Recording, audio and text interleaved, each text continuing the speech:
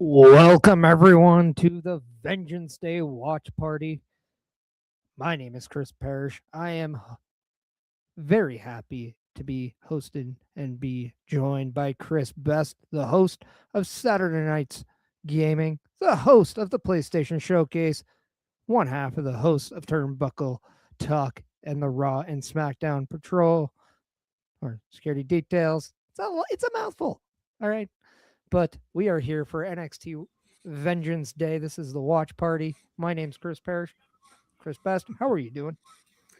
Oh, I'm so excited to see my boy Joe Hendry beat Ricky Saints tonight.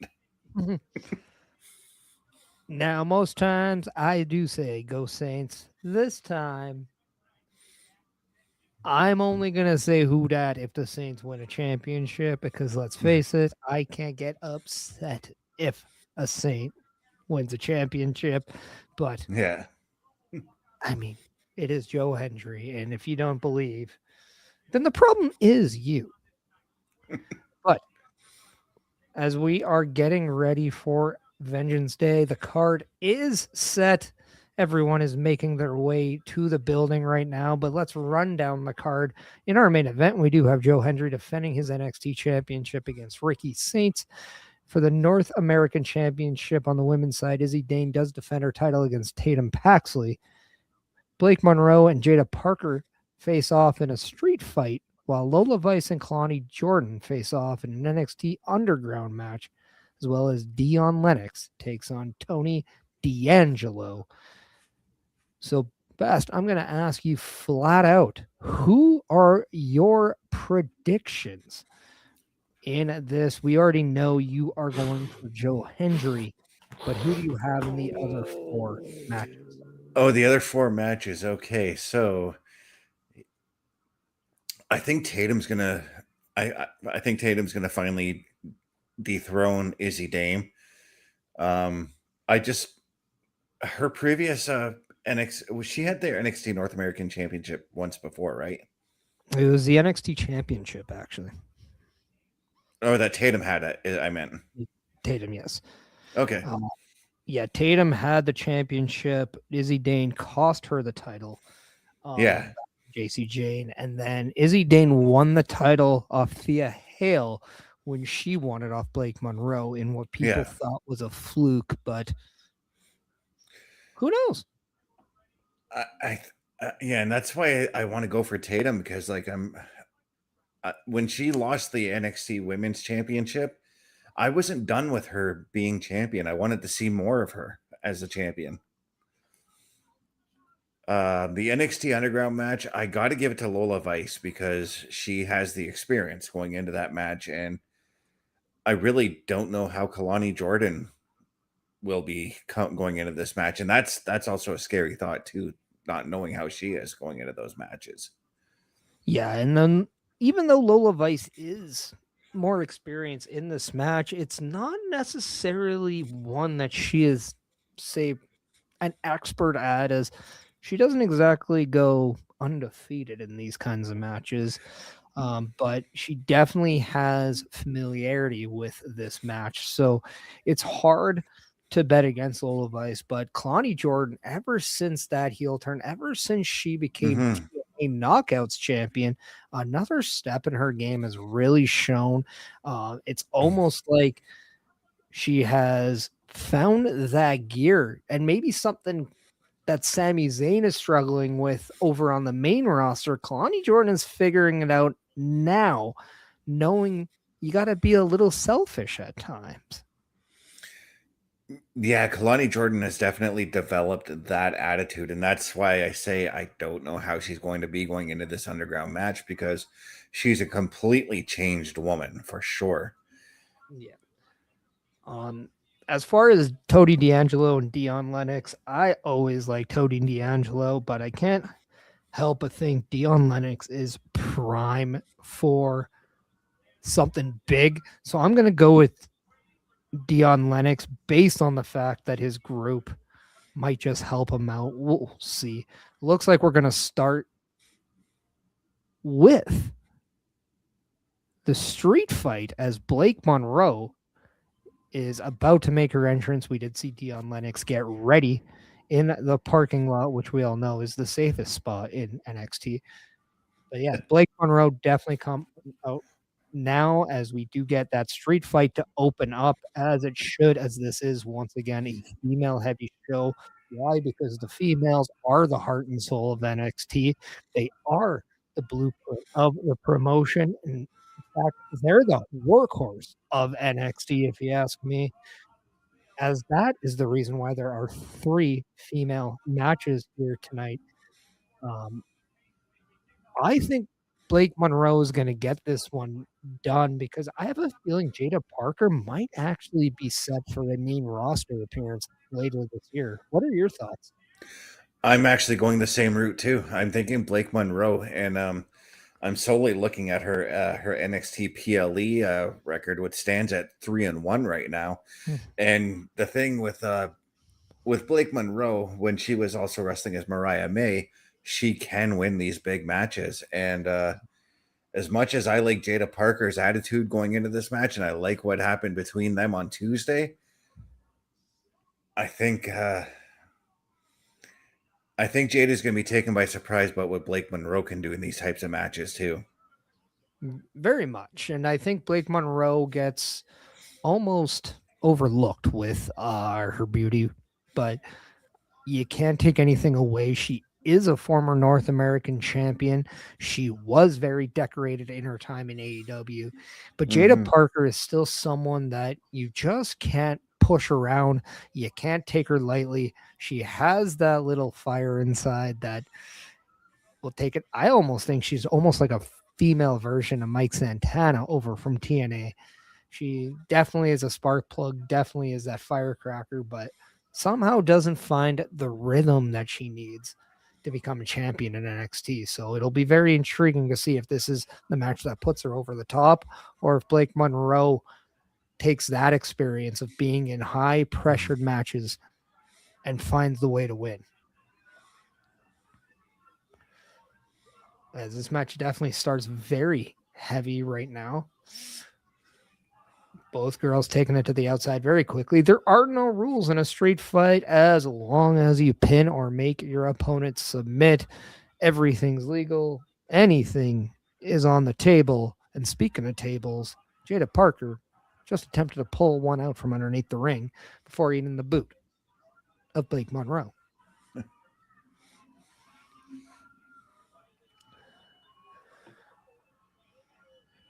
Blake Monroe going for that double underhook DDT, it looks like, got reversed to a suplex onto the outside there. Now, from what you've seen of Jada Parker, what impresses you the most? Is it her aggressiveness or is it her lack of fear? Her aggressiveness always gets to me because when I see her doing like a promo or something like that, she doesn't come across as the aggressive type. But when that bell rings and I see her just going to town on whoever it is she's fighting, I'm just blown away by it. And that's why the opening of this match took my breath away right away because we saw her get aggressive right off the start with Blake Monroe, and Blake Monroe returned that aggressiveness. That's right.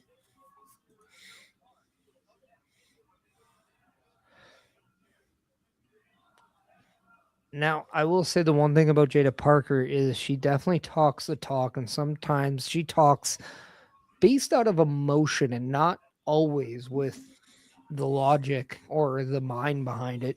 And Mm-hmm. sometimes she does enter fights. I'll say sometimes she punches up a lot more than she punches forward um, when it comes to her gift of gab. But Yeah. the one thing about Jada Parker is she does not back down from any fight her mouth puts her in. And because of that, that really opens up the opportunity for Jada Parker. And that's why she always finds herself in positions like these and on a lot more PLEs than people would wonder why.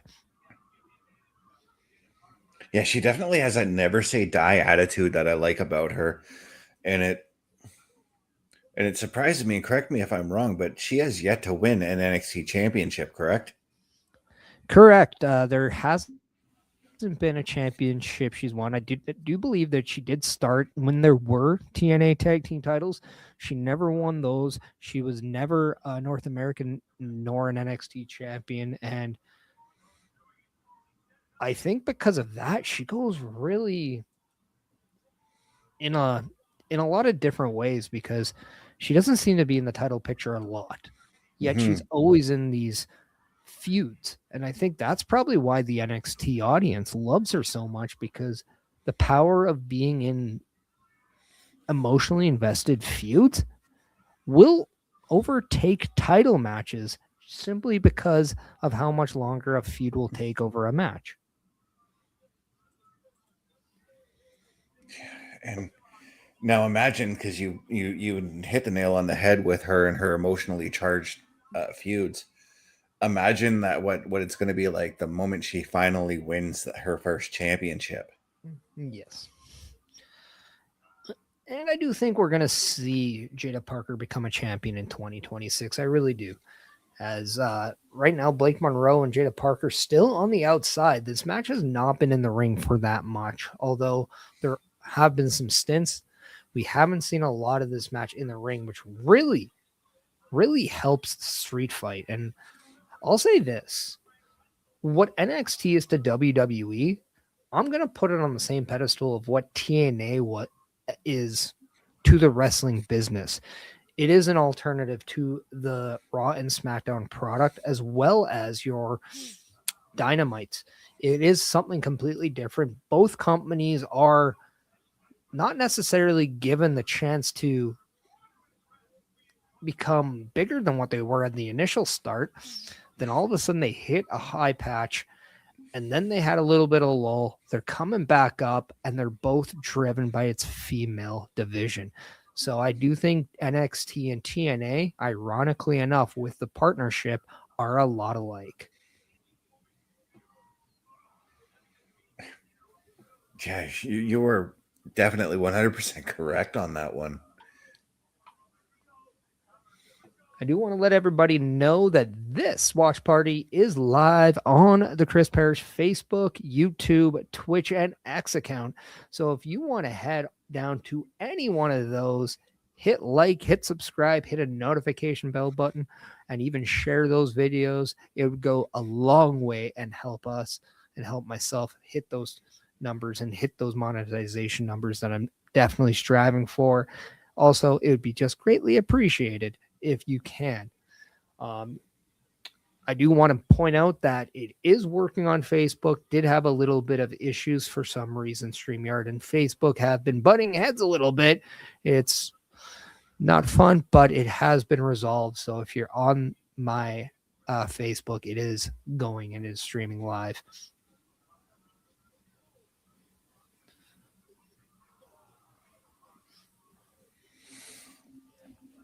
I do got to imagine that whoever wins this match is going to go knocking on Robert Stone's door and demanding a championship match. Yeah, and that could be either for the North American title that we will see later tonight with Izzy Dane and Tatum Paxley, or for JC Jane's NXT Championship. And she is not on this card because she did defeat Sol Ruka in a controversial match, as Zarya did turn on Sol Ruka officially before that match started, but she has defended the title recently, therefore she's not on the card. Yeah. And to be fair, As Blake Monroe doing her. Zarya did corner JC Jane about that and said that she did it because she wants the shot at JC Jane. Yeah. I think that match comes at Stand and Deliver, though.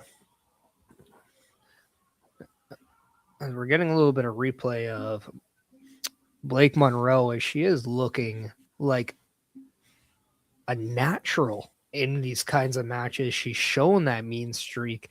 She even showed a little bit of personality, as we know she does not lack. She's doing the pose of Jada Parker. But what's very impressive with Blake Monroe is just the natural state of her in this kind of a match. We don't see any sort of maybe like second guessing or hesitation. She's very natural in this kind of a match. It's very natural in this feud. And I kind of don't want it to end, even though we probably will see an end with this match. But I'm liking what I'm seeing right now between these two. Yeah, and I had mentioned like whoever wins would probably go to Robert Stone to demand a championship match. Whoever wins out of this match, there's your first number one contender should they win whichever championship they challenge for. I would love to see them roll back to this if they do go to a championship match. And Yeah. this match is leaving me wanting to see more between these two somewhere down the line. And this very well could be one of your title feuds where this could just be a stopgap for one of these girls to take that next step. And then when they're there, we maybe see the rise of the other one. And then they're right back to this in a championship title match. And now we've reignited the history in the feud. Mm-hmm.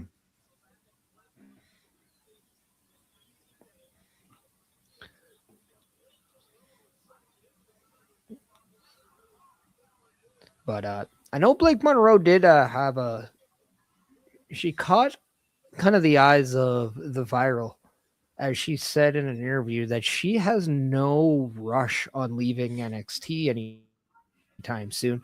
She doesn't want to rush going to a Raw or SmackDown. Not that she doesn't want to go there, but she definitely enjoys her time in NXT, and she sees how much she's growing with her time in NXT. And you're seeing that just in this match, in this performance. But it's Mm-hmm. hard not to like the patience out of the performer, knowing that there's a reason why NXT is doing something. And we see that with multiple people.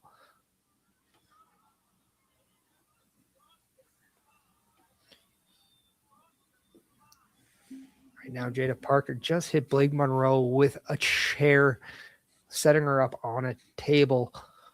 Got to ask, what are your thoughts on the Slim Jim advertisements? Are you kind of at the point where you're like, it doesn't bother me? Do you kind of just still are maybe a little traditionalist, don't want to see anything on a table? I just roll with it and joke about it now. I call it the Slim Jim table. Damn. Well, Jada Parker didn't slap into a Slim Jim. She just snapped into a Blake Monroe with almost a trust fall from the middle rope onto the table that was set outside the ring, but a hard landing on the tailbone.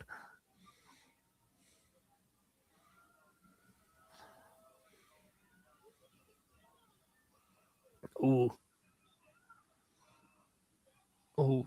I thought that was it. I thought with that hip attack, that Same was it. here. And that Jada's was got that not a look on her. normal kick out. That was a kick out with like authority, too. Yeah, Jada's got that look on her face. Like, what more do I need to do? Ooh. I I knew that spot was going to come.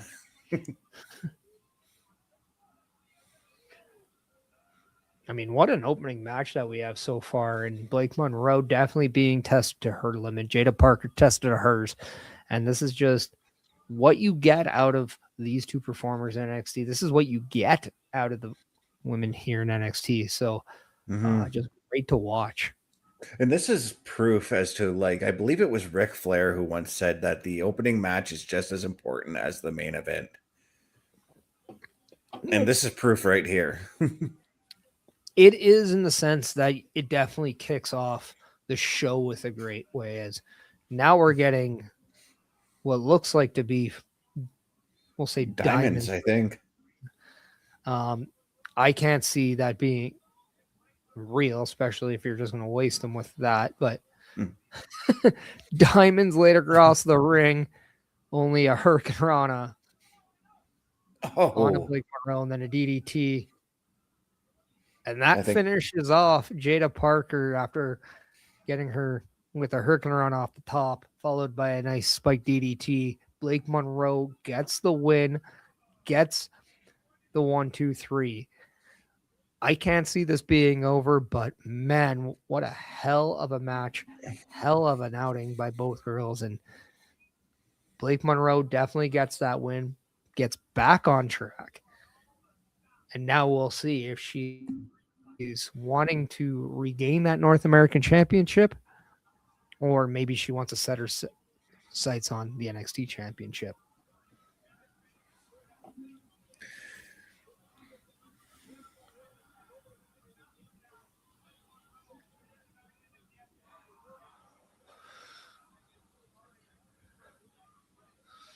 But yeah, Yeah, this definitely. So this match go was right. this match was just action from bell to bell. I absolutely loved it. I'm with you. I don't think this is done. I think Jada Parker will want to seek revenge on Blake Monroe here.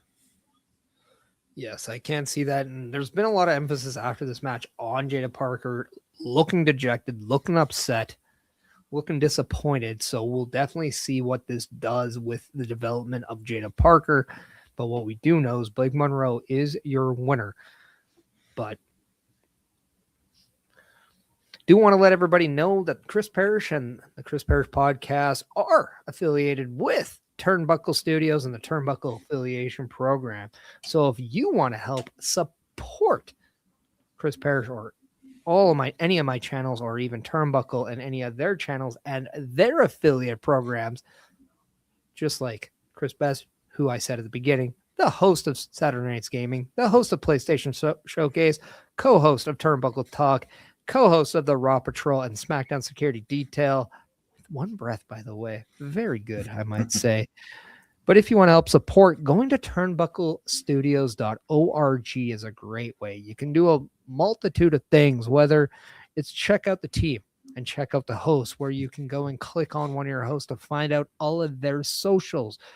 But if you want to go and help out from a support standpoint and you want to go rep the merchandise, well, we have a shop. All you have to go to is turnbucklestudios.org/shop, and you can check out what we have on there. If you want a little bit of a visual, we got you covered. Check this out.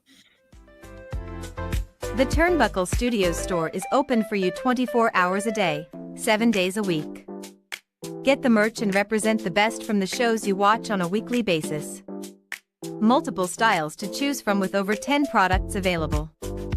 Don't get left out and pick up all your favorites today. Find us at turnbucklestudios.org. That's right. You can go and check out any one of the shows, and you can go and click their page on turnbucklestudios.org/shop, sponsored by Redbubble, and you can go and help out. Because right now we are getting a little bit of a segment with a newcomer to NXT. And yeah, it almost kind of gives me Javon Evans feel, with a little bit of maybe attitude behind it. As we see the mask, we see a little bit of just a little bit more maybe personality on that with the attire. Gives me kind of R-Truth, early R-Truth kind of vibes. Gives me a little bit of Swerve Strickland vibes. Mm-hmm. But yeah, very intriguing. I believe this is what, Trill London, if I'm not mistaken. I think so. I saw the lower third come up and I thought it was him. Yeah. But if beforehand, I'm wrong, I'm wrong, but he is part of the Evolve, and you can check that Yeah. out every Wednesday on Tubi. It is Trill London. Glad I yeah, and that's Tubi in the States, YouTube everywhere else. yes. And then we are now joined by Harlem Lewis, another See, newcomer to NXT. I like this. I like that they're promoting the Evolve roster to showcase everything. Well, the Evolve rosters, in a way, is kind of the NXT to NXT. It is. So it's almost the development of the development. If you still look at NXT as a development, but if NXT is a development, explain to me the opening match we just saw, and I will say I will put that on any PLE, AEW, WWE, TNA, any one of their shows. In fact, at one point, AEW did have Blake Monroe on their show. So I don't think she's developmental, nor do I think Jada Parker is. So I do think Evolve is now the official development territory of WWE.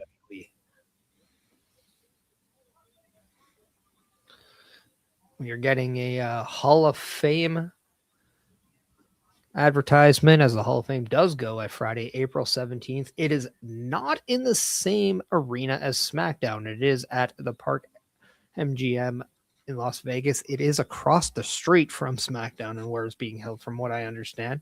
Yeah. Already in the Hall of Fame is Demolition, Stephanie McMahon, and AJ Styles. Now we see a dejected Ethan Page as Ricky Saints is there to console him. Yeah, because he failed in his quest on Tuesday to regain the NXT championship from Miles Bourne. Now these two men are they're affiliated with the Vanity Project. There are been speculations that Ethan Page's name has been brought up in a lot of discussion about possibly moving up to a Raw or SmackDown, aka main roster, if you're still calling it that, later in 2026. But the assumption is that Ethan Page will find himself around the NXT title and the title picture before that does happen.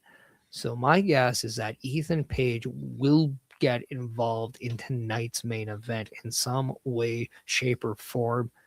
As we talk about development, I don't think you can call Ethan Page development, because ever since he stepped foot in NXT, you were almost wondering why he was in NXT and not on Raw or SmackDown. But he has been absolutely slaying it on NXT of late. In fact, he was pretty much NXT champion within a month, and then had one of the best North American title reigns we could see in a while.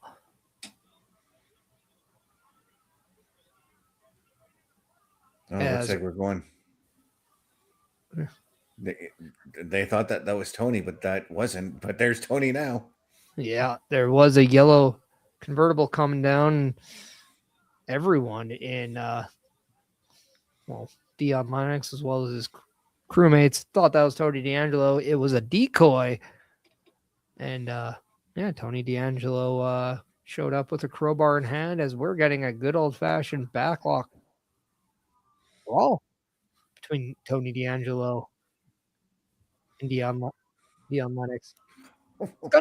I do want to say this. I mentioned that there was a decoy. We've been seeing decoys as of late for the last little bit with Seth Rollins and Ask Man. Could this be a foreshadow that maybe Tony D'Angelo could be a part of something larger, maybe even associated with Seth Rollins down the road, especially if maybe Seth Rollins wants to do a Vision 2.0 to go up against Paul Heyman's Vision? I've been saying this for a while. I'm ready for Tony D'Angelo to come to the main roster. There is a part of me that wished that the family as a whole went up as the main roster, because I've always wanted to see that type of a stable on Raw or SmackDown. And I guess we kind of get it with the MFT, but I think Tony D'Angelo pulled it better off than Solo does. Well, and I think too, the reason why is I think there was definite plans for Stacks to go as more of a solo career, and then with Tony D'Angelo, I think the company just saw him more than a gimmick, and I can't really fault that, because what we've been seeing out of this new version of Tony D'Angelo is just different. As now we're seeing the rest of the Dark State come in and help Dion Lennox, as I pretty much said earlier, like I couldn't see this just be a straight up one-on-one fight. No, and this is where I'm leading to believe that if Tony wants to survive this, he's got to find some partners or some friends to help him out.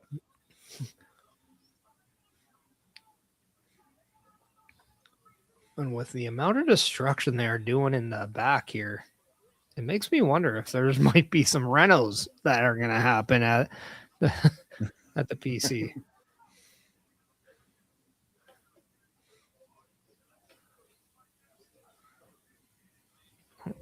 As Booker T is saying, anything goes, as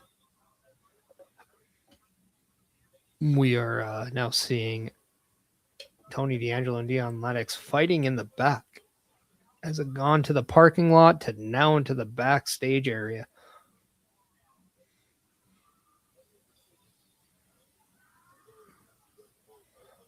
Just not gonna lie, backstage brawl in NXT, I think needs to be added. Like this area needs to be added to the video game. Yep. I will be the first to admit, in the latest 2K games, I have not been satisfied with what the backstage looks like. Well, especially when you have a performance center and then kind of have the main ring. Oh, there we go. We got OTM now coming in to save Tony D'Angelo. Well, there's the friends of Tony D'Angelo. OTM really gives me Crime Time vibes. I can't not say it. Oh, I've been saying that for a long time, and to be fair, I'm actually really enjoying what they do.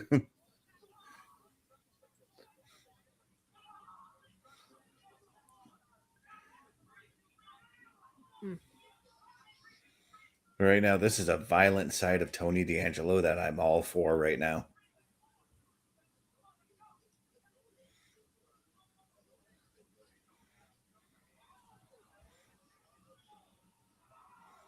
Oh, and right through the podium setup. Yeah, just where that stanchion kind of is at the to the right of the where you watch this. They just went right through it. I believe that is the same area to where back in the pandemic Gronk jumped off of, and Vince McMahon had to show Gronk where to jump off of. And just Vince, no, not even thinking about it, just gets over the rail and just jumps off. Yeah. And despite all of that backstage fighting, this match has finally gone underway. It just shows the amount of hatred that these two men have for one another.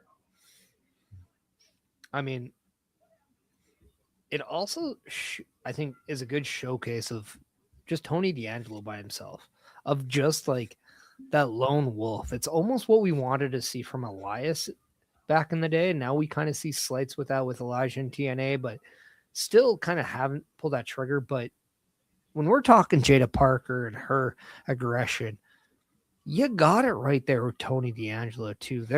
They really found a gem when Tony D'Angelo came out, and it's still just crazy that he started when 2.0 did in the world in wrestling. He did not have any wrestling pedigree beforehand. He definitely was a part of that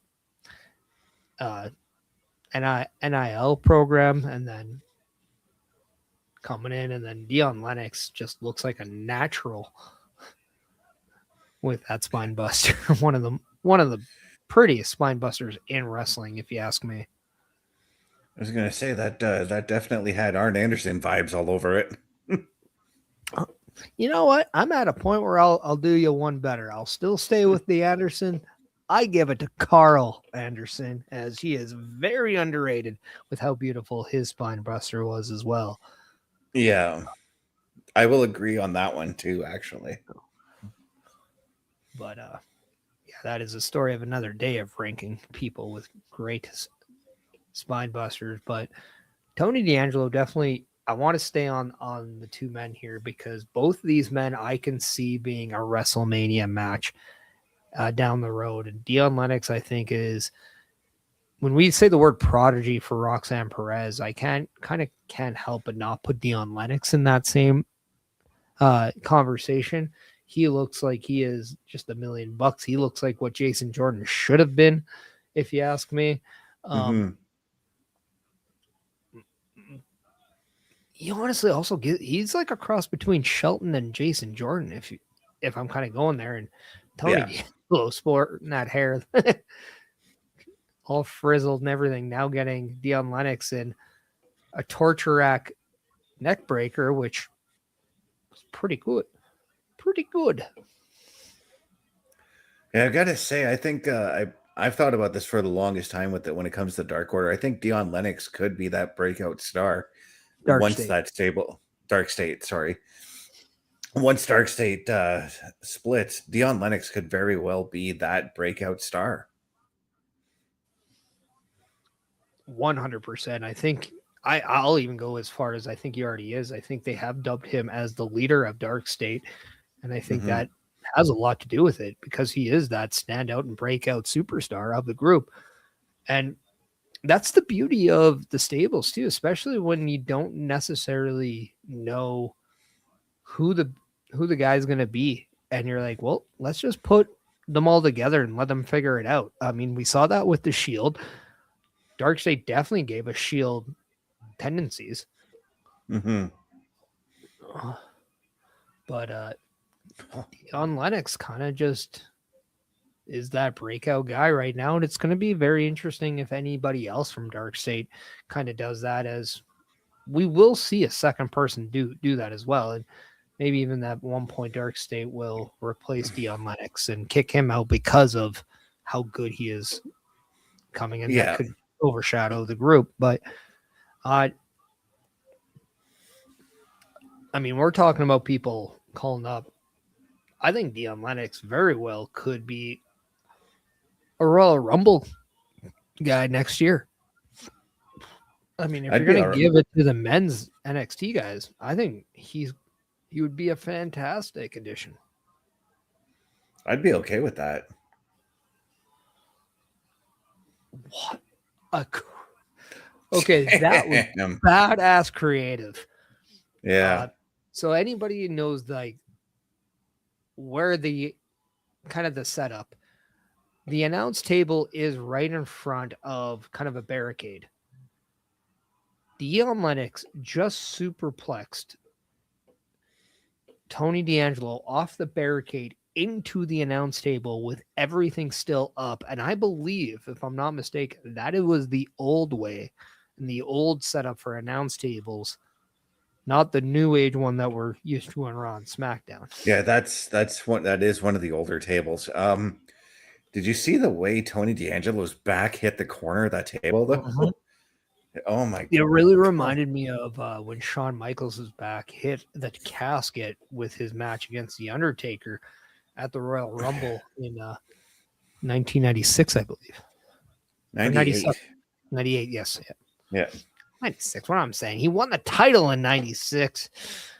And then he wasn't. WrestleMania 12. Yeah. But no. I felt that pain that Tony D'Angelo went through with that suplex. Yeah, I mentioned the tailbone of Jada Parker earlier in the match, and the tailbone of Tony D'Angelo didn't fare any better there. But a top rope assisted Blue Thunder Bomb by Dion Lennox, very innovative, very creative, something I have not seen before. Yeah, and that's what I'm appreciating with Dion Lennox in this match. He's throwing a lot of innovation out there, and it's making me want me to watch him more and more. Again, like I do think he's a standout. I would not be shocked if we see him in the title picture relatively soon, but my lord, right now Tony D'Angelo is just firing on a different cylinder. The way we saw Obafemi and his dominance before he was brought up, I see the same thing in Tony D'Angelo. He is built differently. It seems like he has figured it out. He's put it all together. And there it is. Just 1, 2, 3, multiple spine busters, pop-up spine busters, just like the way Farouk, a.k.a. Ron Simmons, did. And all I have to say is, damn. That was a great outing by the both of them. Props to both men. Yeah. I know I took Dion Lennox. I am not unhappy about that at all. Sometimes being wrong is very nice, but Tony D'Angelo, okay, I will say, okay, yeah, you're jacked. We get it, bro. I'm just gonna put But this out there, but with his hair frayed out like that, he looks like the lead singer to System of a Down. I don't know, but with that, that kind of last, like, come on, give it to me. Like, where are you at? Kind of a thing. Yeah, That and that spear, spear, up, spine buster, like,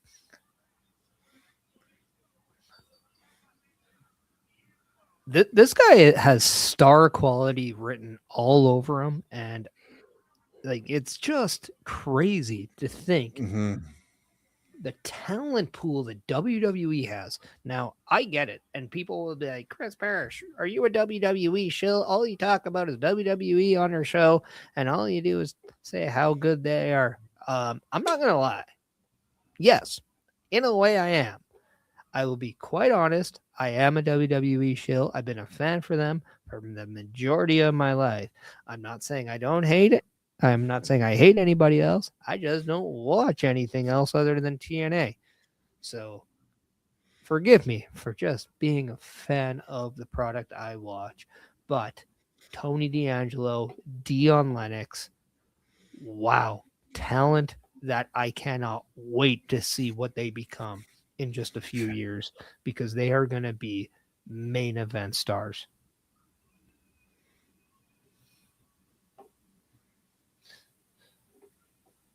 But if everybody is going to come at me and saying, you're a WWE shill, you need to cover more stuff, well, guess what? As part of Turnbuckle affiliation program, we're always looking for diversity. We're always looking for somebody with a different approach. So if you feel you can assist us in a different viewpoint, well, guess what? All you have to go is visit turnbucklestudios.org/join, and you could fill out what you believe is what we need at Turnbuckle Studios. But if you want a little bit more, check this out. A Turnbuckle affiliation program is looking for more people. If you have passion level for pro wrestling, sports, video games, or something else, then Turnbuckle Studios is the place to be. If you have ever wanted to pursue content creation and want to join our team, then we would love to have you. Check out turnbucklestudios.org or contact us by email today because your future is now, and we want you to tap in.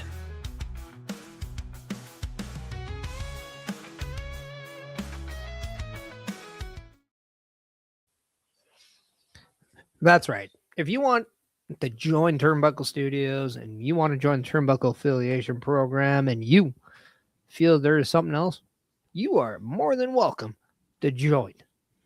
But if you also want to help out with other things like behind the scenes stuff or like video editing or short making or even something completely different, all you have to do is go to turnbucklestudios.org/join and you can then let us know what you believe you can do to make Turnbuckle Studios better. And we can't wait to hear from you.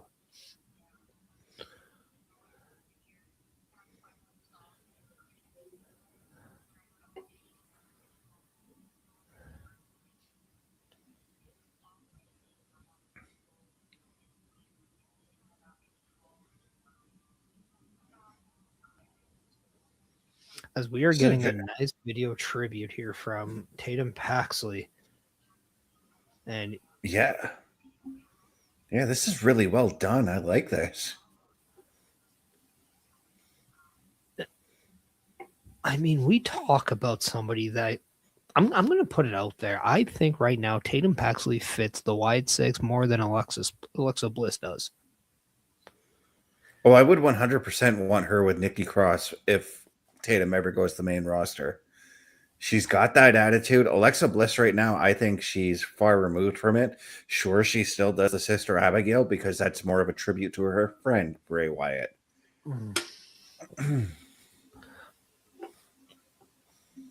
Besides, I like what they're doing with Alexa and Charlotte right now with the tag team division over on SmackDown.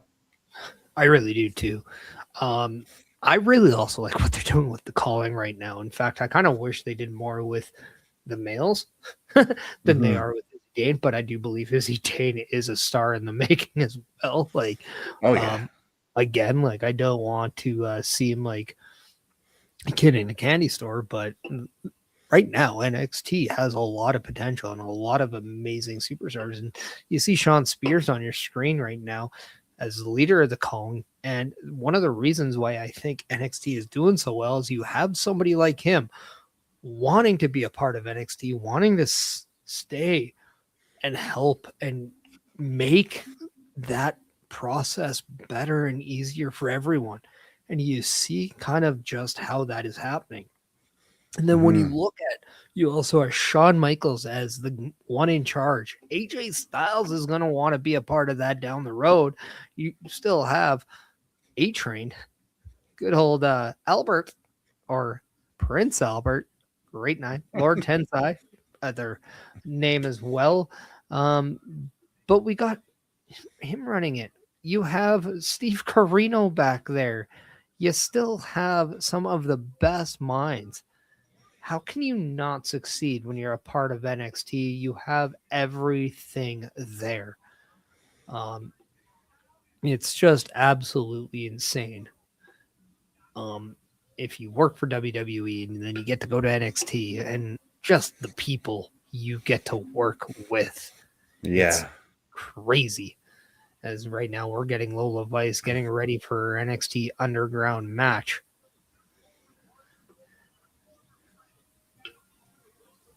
But it does look like we're getting a North American Women's Championship match next.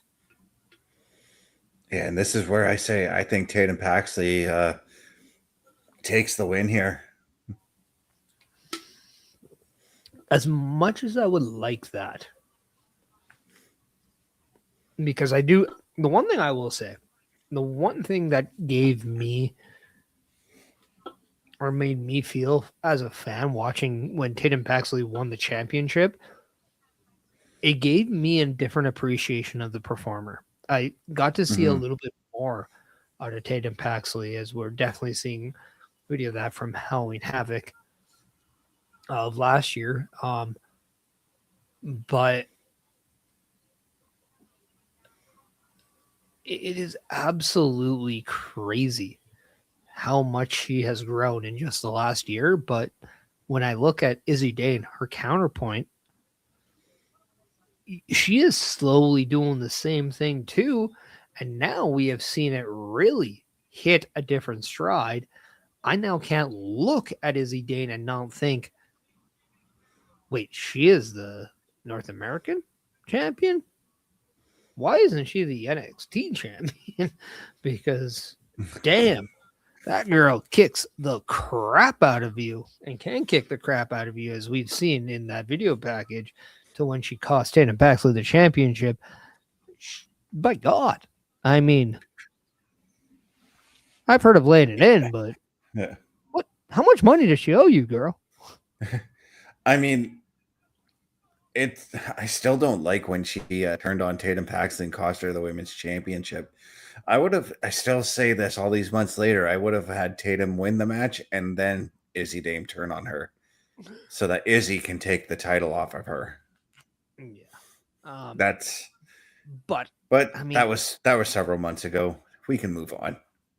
and let's not say JC Jane has definitely proved a lot of people wrong in the sense of when Toxic Attraction was disbanded with the release of Mandy Rose, and then you saw the turn on Gigi Dolan from JC Jane. You're wondering, okay, like, wait, is she the Shawn Michaels and Gigi Dolan was the Mark Jenny? How is that possible?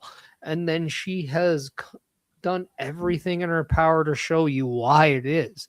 You can't you can't blink anymore on JC Jane. She is established. She has shown her worth. She has proven herself time out and time in. And because of that, I have nothing but the utmost respect and appreciation for JC Jane. Now, she was the first woman to win both the NXT and TNA championships. And because of that, I'm going to say, like, I can't wait to see what she does when she moves up eventually, because again, she is just another person I can't wait to see the next few years from. And dare I say about JC Jane, I look at her now because I was on that boat where I didn't think she was going to go far after the dissolution of Toxic Attraction.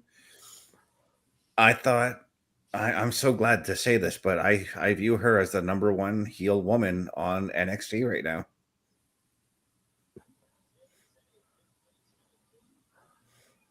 Right now, where you are getting Tatum Paxley as that Tatum Paxley Izzy Dane North American match is next. But to continue this conversation, it is absolutely amazing what JC Jane has done. And what I like about JC Jane is she has taken Toxic Attraction and really changed it. Sometimes we'll see maybe that stable be rebirthed into something, but with a different face. She's taken the same idea and made Fatal Influence a thing, and we've seen a change into now Lainey Reed being a part of that faction with Fallon Henley. But I can definitely see JC Jane being up on the main roster soon. In fact, I kind of have an idea where I do think maybe Julia may get a little upset with Kiana James and think, oh, like, I'm the U.S. champion and you're talking more about what you're doing than what I am. And then we might see a little bit of that. Bring in JC Jane. That's Kiana James's person to not only take out Julia, but what a statement it would be if JC Jane came in, defeated Julia, became your new women's U.S. champion, and Kiana James and JC Jane are now a thing on SmackDown. Yeah.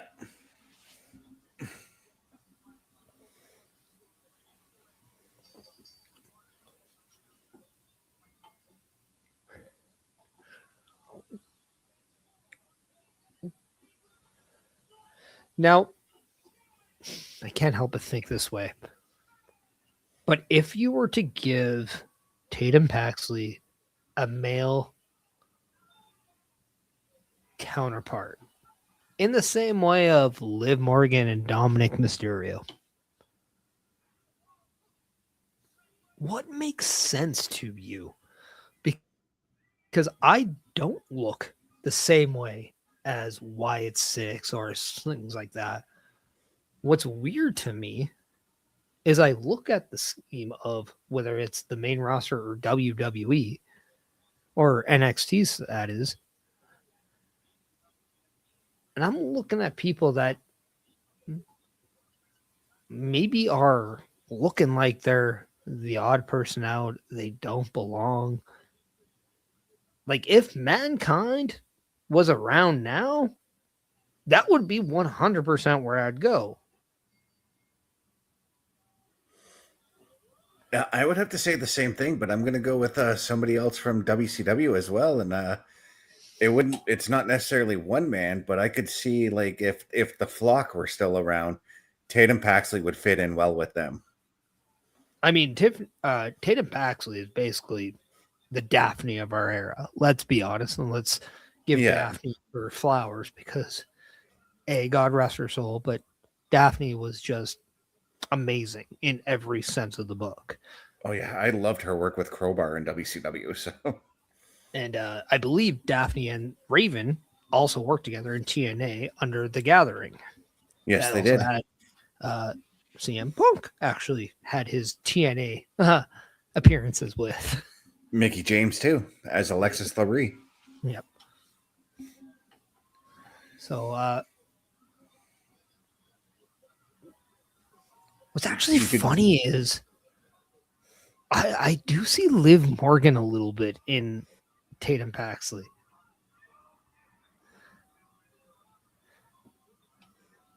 Like, I kind of see Liv Morgan and a little bit of Roxanne Perez when I see Tatum Paxley. I'm like, okay.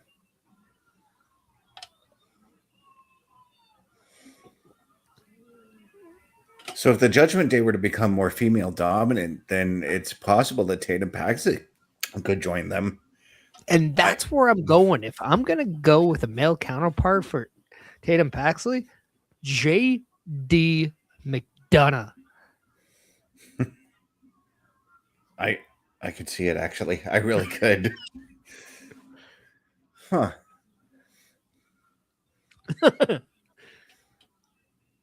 I mean, maybe that's why Tatum Paxley is wearing the green right now. I don't know, but that's thinking way outside the box, and I kind of like it. Well, sometimes you just have to try the new out. But the one thing you can't take away from Tatum Paxley is just how talented she is as a performer. And I think I think it's fair to say what the women go through in wrestling. You can be good in the ring, but if you don't show that personality or you don't get over with the crowd, and sometimes it's hard because you're being visualized instead with the appearance and not enough with what you do. And I do think with Tatum Paxley and really Izzy Dane lately, it is very easy to almost bypass their visual attraction with their talents. And I think that's why I think they're so good, because their work speaks volume. It's not their face, it's not their body, it's their work, it's their body of work. And I think because of that, that's why we care so much about what they do. I think you're right on that one, because if you guys know me, I'm a fan of the underdog characters, and Tatum Paxley definitely comes across as that underdog character. And it seems like every week, every match I see her in, I'm sold on what she's doing or what's coming up for her, and I want to see her succeed. And I'm not even gonna lie, like Izzy Dane, I don't look as a favorite either, though. I do look at her as a little bit of an underdog, and it's only simply because, well, and if we're going to compare titles here, Izzy Dane has won the bigger championship out of the two. So Izzy Dane, in a weird way, has reached the mountain, and Izzy Dane has not. Or sorry, Tatum has reached the mountain. I don't know if I said that wrong or not, but Tatum has you mentioned Izzy's name twice in that sentence. Yeah, that's why I'm correcting myself. But Tatum has been champion. Izzy Dane has yet to be the NXT champion. But so could there be jealousy made? I don't know, but I do look at Izzy Dane as someone still trying to get there.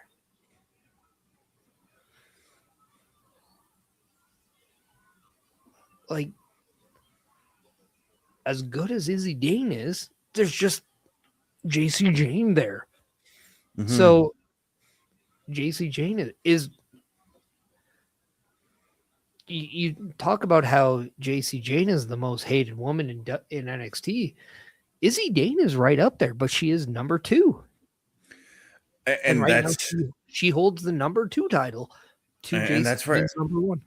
And that's where I think we could go if JC Jane, if that move to the main roster happens, or over to Raw or SmackDown happens with JC Jane, Izzy Dane could easily become that number 1 heel.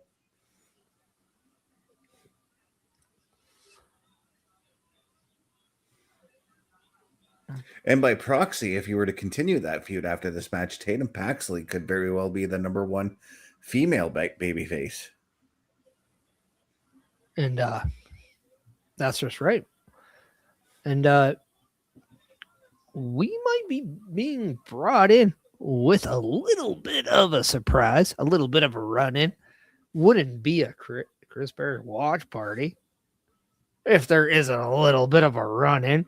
So I do want to let everybody know we are being brought in by one Bubba Duke.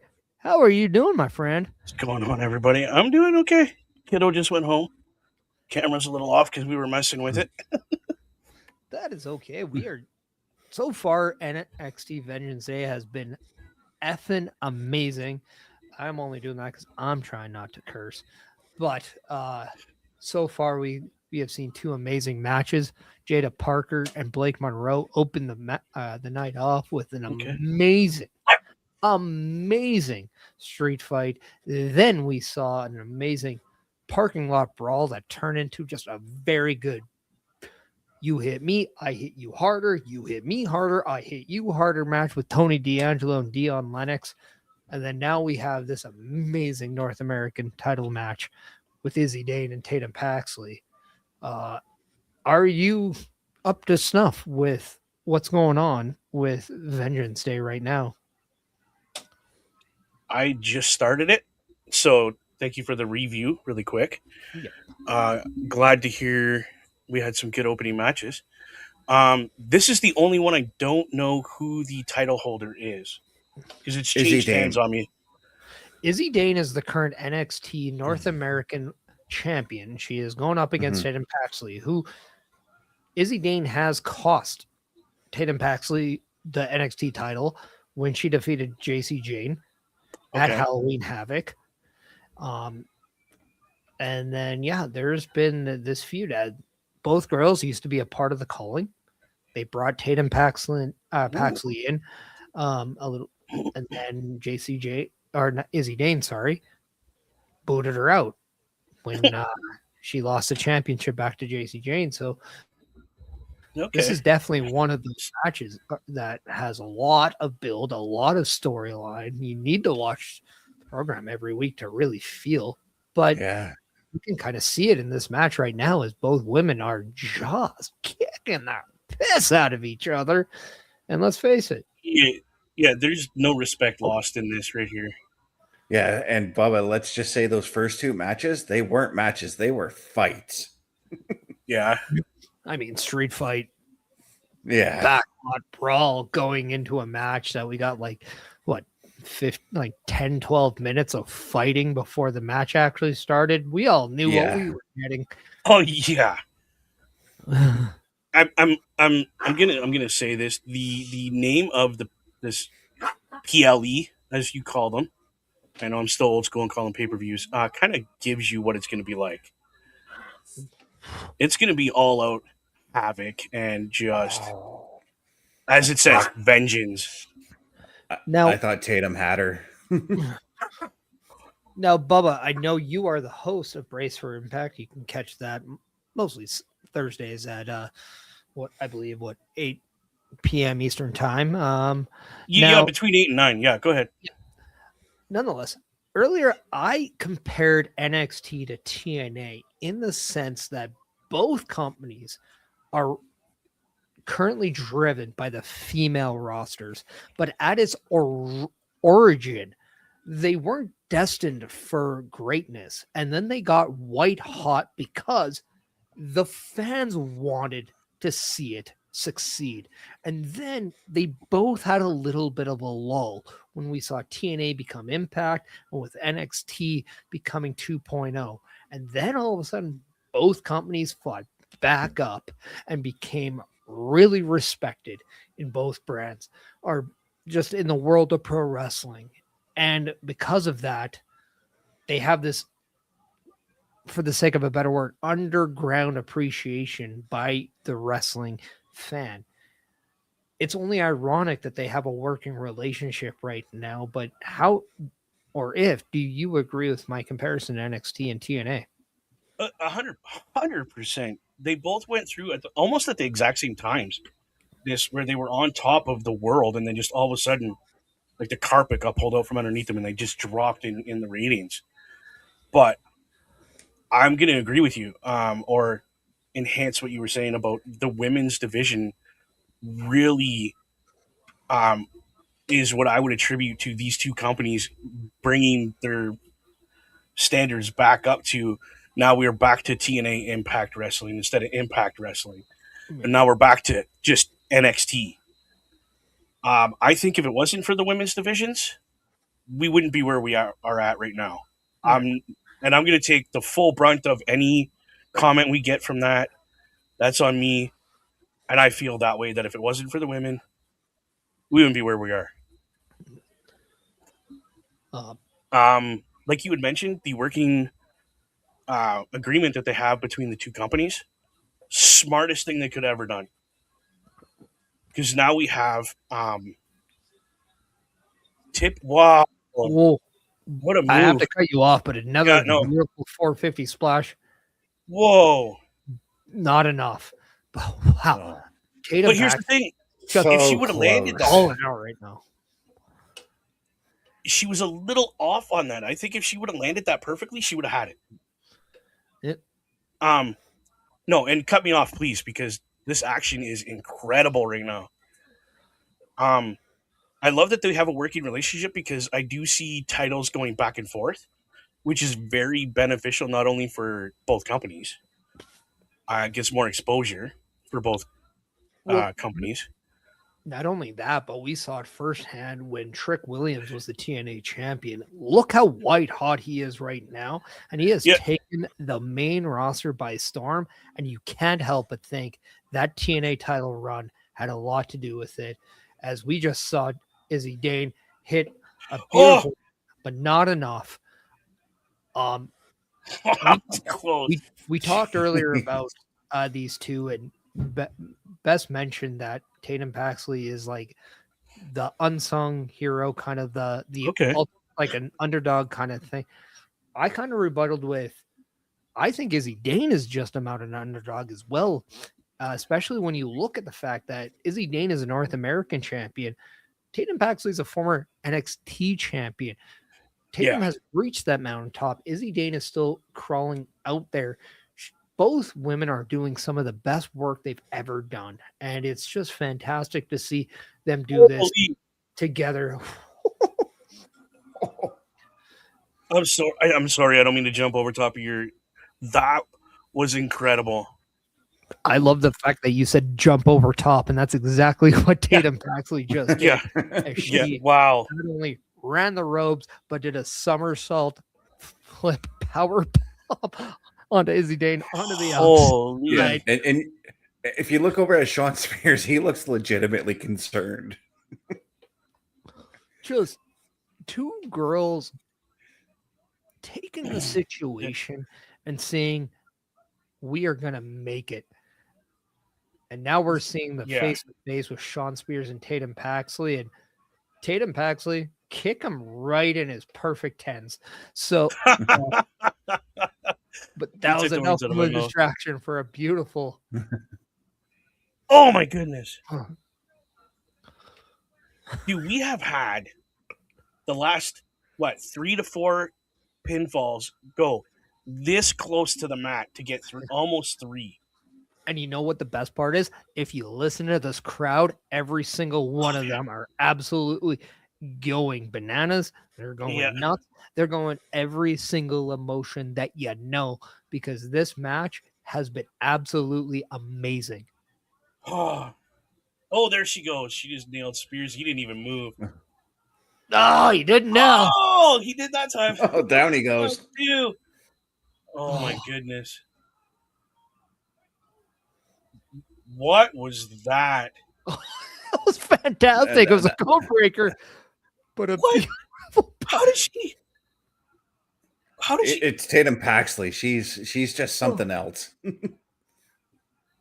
Tatum just won the title. She's something else. She's your new North American champion, as Chris Best predicted and wished that would happen. Tatum Paxley just defeated Izzy Dane, became another member of the dual champion club in NXT, as I believe Stephanie Vacure is the only one. Yes. Yes. Yes. And now Tatum Ethan Paxley joins the club. I'm glad I jumped in when I did, boys. Yeah. This match was on fire. This might go down as one of the best PLEs WWE has made this year. We still have 2 more matches. We still have Ricky Saints challenging Joe Hendry for the NXT Championship, and Kalani Jordan and Lola Vice in an NXT Underground match, which I can only presume is next. What, that right there, code breaker, and she just flips out of it. Like, how are you not just That- dead on the mat? I love how that was an innovative way to get out of the maneuver. Now, I said earlier, and this was before you joined, Bubba, Yeah. Tatum gave me Roxanne and Liv Morgan vibes. Okay. She also gives me AJ Lee and Paige vibes in the same breath. Yeah. I'm not going to disagree with that. It Yeah, is you got it. crazy. She is a combination in my eyes of all 4, and that is just a recipe for being the new North American champion. Congratulations, Tatum Paxley. You have joined a very, very special club, as we are seeing Kalani Jordan now getting ready for her underground match. But as we talk about this beautiful lineup of matches that we are seeing, let's not forget the beautiful lineup that Turnbuckle Studios produces every week. So let's just look at it. Turnbuckle Studios and the Turnbuckle Affiliation Program bring you the week of streams. All times are in Eastern Time. Monday nights you get the Locker Room Breakdown at 7 p.m., followed by the Raw Patrol at 8 p.m. Tuesday brings you the flagship show, Turnbuckle Talk, at 8:05 p.m. Wednesday we play games with the PlayStation Showcase at 8 p.m. Thursday we go TNA as we brace for Impact at 9 p.m. On Fridays, join us for the SmackDown Security Detail at 8 p.m. The weekend brings you Saturday Night Gaming at 8 p.m. On Sunday, be sure to catch the Chris Parrish podcast at 12:15 p.m. And later that night, we have the Borsnest at 8 p.m. Be part of the shows and join the chat every day. And please visit turnbucklestudios.org.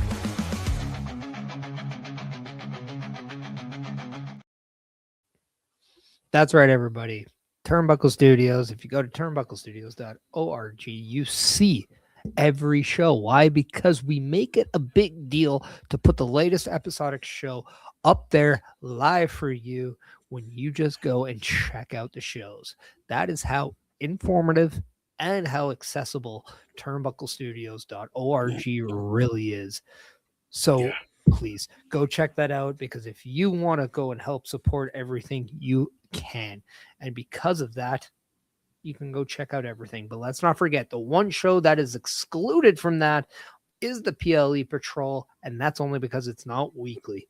So make sure you're checking out every time WWE or even other companies have a PLE and the PLE Patrol decides we want to work that day, because, well, let's not forget, who doesn't like to make the money on the OT, baby? So that's what the PLE Patrol does. They like to cash in, and they like to give you everything as another watch party pretty much goes there. And then, again, I do want to let everybody know Facebook, YouTube, Twitch, and X is where you can find the Vengeance Day watch party. So if you want to let everybody else know, make sure you're sharing those links. Make sure you're getting them to like, subscribe, and to hit any buttons like a notification button.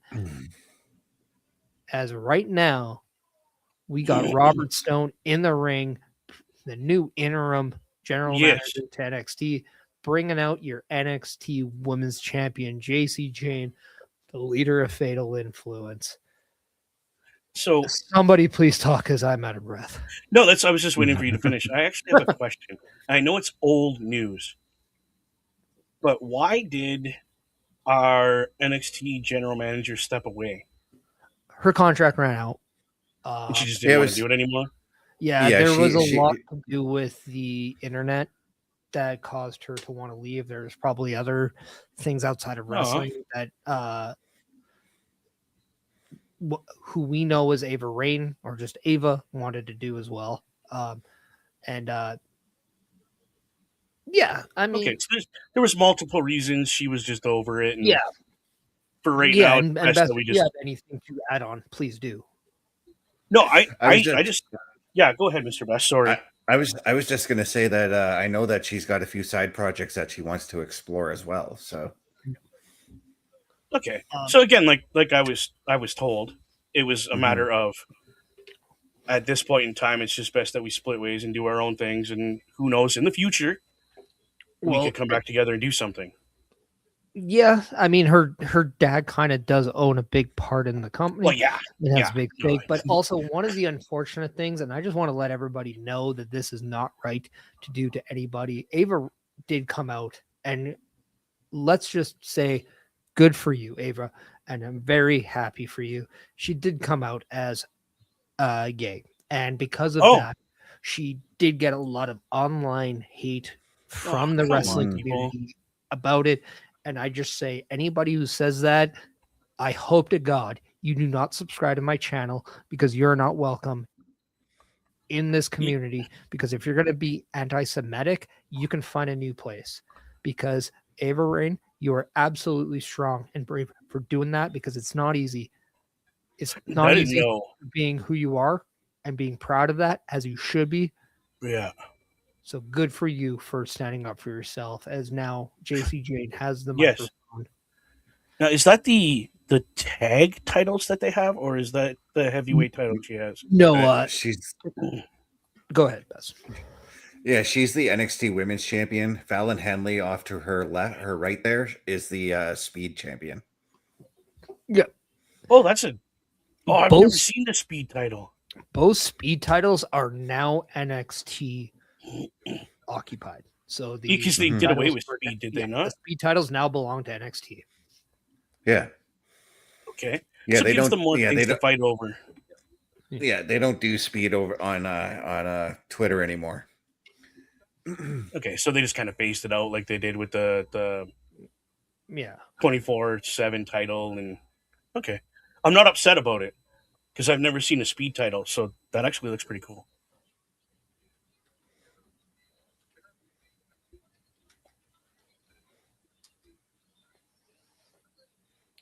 Yeah, for the longest time, or for a while, Jasper Troy was the NXT Speed Champion for the men's. Elio LaFleur did defeat him just not too long ago to become Okay. the new men's speed title. He is a newcomer to WWE. So that is I'm not gonna lie, I honestly thought that that lady with the other title was Ash by Elegance for a minute, really quick, just a quick glance at her. Yeah. I was like, who the heck is that? so we earlier talked, Bess and I talked about earlier about Yes. the evolution of JC Jane, and I think this is the best time to use the word evolution simply based on who really runs the WWE. Yeah, Um, right. but JC Jane for the longest time was a surprise person that the company picked to be the next breakout star of Toxic Attraction. As Okay. a lot of the wrestling fans thought Gigi Dolan was going to be that person, but she has 100% proven her case and showcased why. I Yeah. think right now this promo that we're getting completely shapes that. I had the idea, and I told Holy this casserole. that I would like to see Julia actually get a little bit upset with Kiana James on SmackDown Okay. because she's the US champion, but Kiana James talks a lot about what she does to the point where maybe JC Jane is brought up to be the new associate for Kiana James and defeats Julia to be the new US champion. This is what I like about NXT. Okay. I get that it's a steady program and it's weekly, and They are not main roster talent.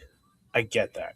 But what I love about this is that they could take anybody at any point in this show and put them against anybody. And as far as I'm concerned, it could be a huge match, Yeah.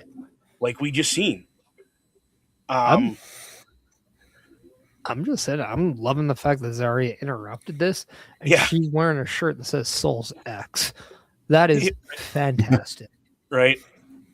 I did hear about that. I was upset about it, but at the same time, I've been asking for these two women to do solo career moves because I think the woman we're looking at could do damage in NXT. I mean, the one feud I wanted to see in NXT was Zarya and Jordan Grace, and we just didn't get Right. it. But I really wanted it. Dude, I wanted it. So back to our NXT Women's Champion. Her run in TNA, as you know, very, very good run. I think it actually elevated her in her confidence to hold that mic and lay the smackdown, so to speak, on her opponent and call them out properly and not be nervous about it. That is what I've noticed from her from before TNA, after TNA, and now. The confidence that she walks around with her shoulders up and back. Whoa, who's coming in solo? Sol Ruka. This is, and Ooh. I gotta say this. Sol Ruka is not only somebody that probably will become the next NXT champion. I do have her pegged as being the next NXT champion. Okay. I know a lot of people, and there's a lot of rumors going out that there is talks about Sol Ruka joining Raw and SmackDown soon. I do hope that we see an NXT title run with Sol Ruka, and maybe by the Slam. Yes, going full Bret Hart and calling it the SummerSlam. By SummerSlam, we see Sol Ruka then making that transition to Raw or SmackDown. And I do think if you're going to put somebody like Javon Evans on Raw, I think Sol Ruka and Raw would be great, especially if Rhea Ripley is to move to SmackDown if she becomes victorious at WrestleMania and defeats Jade Cargill for that WWE Women's title. It would leave a void, and I think Sol Ruka could help out in that category, but I get a feeling with what we're seeing in the ring here that this is all going to lead to a match, triple threat match for JC Jane's championship in the Stand and Deliver. I went Bret Hart too. I wouldn't hate that. I'd say add Fallon Henley to the mix because damn, she is good. Yeah. Oh, he just made it a triple threat match. Well, and see what I'm talking about by confidence? Huh. She's like, I'm not just going to stand here and cry about it. You down so you can't even get to that match. Well, when you have three members. Whoa.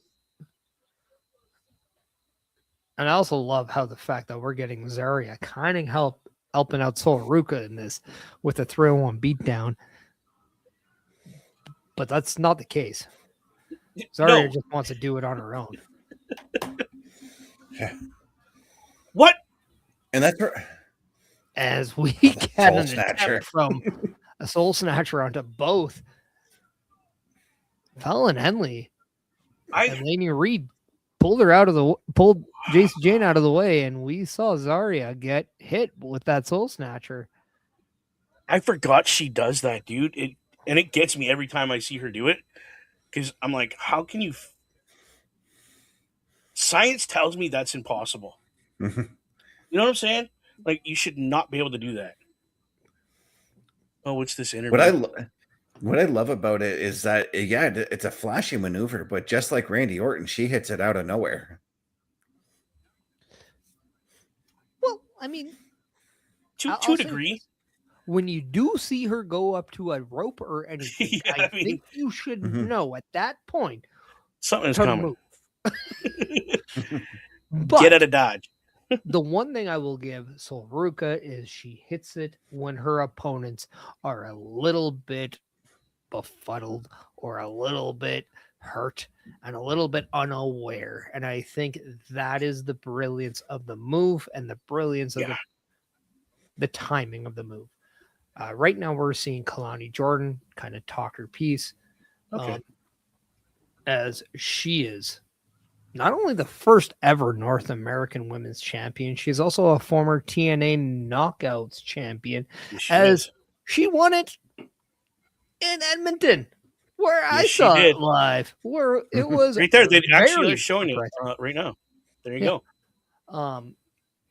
But she is very decorated. In fact, Kalani Jordan has then been shunned away from the locker room, turned over a new leaf. I mentioned this earlier. We saw Sami Zayn on SmackDown ask Randy Orton how he does it, how he can attack a friend whenever. And he's like, sometimes you just have to be a little selfish. And then Sammy's like, well, doesn't that make you a bad guy? And Randy Orton's like, well, no, it just made me a 14-time world champion. And Yeah. even Sami Zayn said, well, I can't argue that. It seems like Kalani Jordan has figured that out already, that sometimes you just have to be a little selfish. And maybe her real life boyfriend, Carmelo Hayes, has taught her that too, as Carmelo Hayes was a little bit selfish. He was a first ever, or not a, or one of the first people to hit the North American NXT championship things. He might have been the first. I don't know. You guys can stat me later. But he was that. He's your current U.S. champion right now.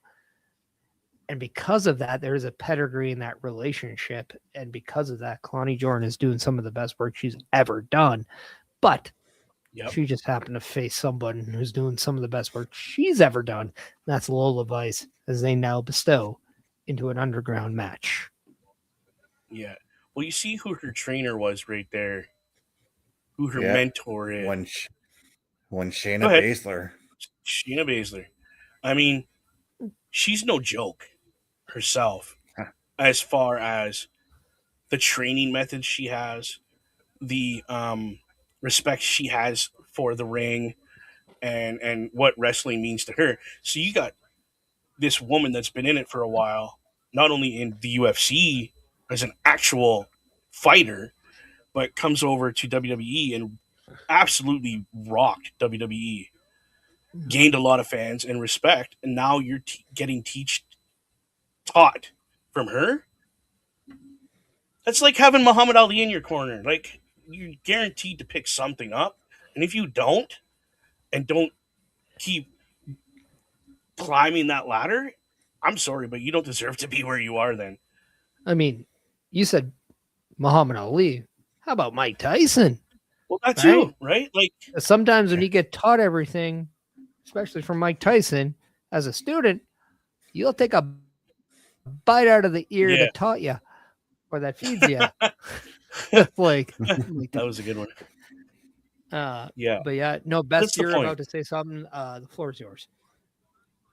I wasn't about to say something. I was just laughing along with what He you was said. giggling at it. Yeah, All he right. was laughing. Yeah. But that's the point. Is if you have a good mentor, it will show in the results of winning matches, getting title shots, winning titles. Well, Oh, who are these guys? right now we got Lexus King with Uriah Connors, with Stacks, with the TNA Knockouts our women's champion, Ariana Grace, talking to one Mr. Dempsey. Why? Because there is a group forming with second generational wrestlers. Yes, I know Stacks is not a second generational wrestler, but he's about to marry into one. So that's fine. Now there has been rumors that, and I'm going to say this flat out, David Finlay was apparently asked to be the leader of this group. And that was the pitch that was given to him, and he chose to side with AEW instead. Okay. I can't blame him. You saw his debut. Oh, the guy has money written all over him. Yeah, Amazing acquisition by AEW. I'm going to say that. We have Bobby Stats in the building, people. He is here. He is saying hello. He just liked the video on YouTube. Let's just give a round of applause for Bobby Stats. Thank you so much for the support. The guy is one of the most loyal people when it comes to supports we've had. Yep. I remember you from the Love Wrestling, the OLE, and now the Turnbuckle Studio Days. So, Bobby, thank you so much for being yourself. I appreciate you. You have been amazing.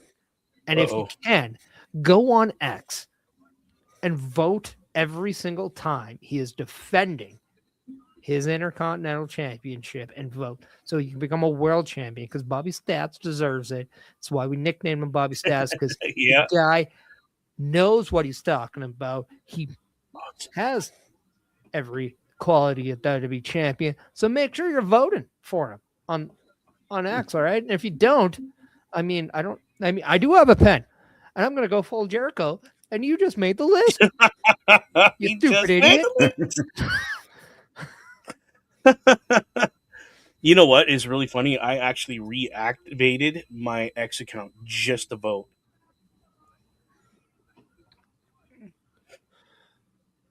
So Now,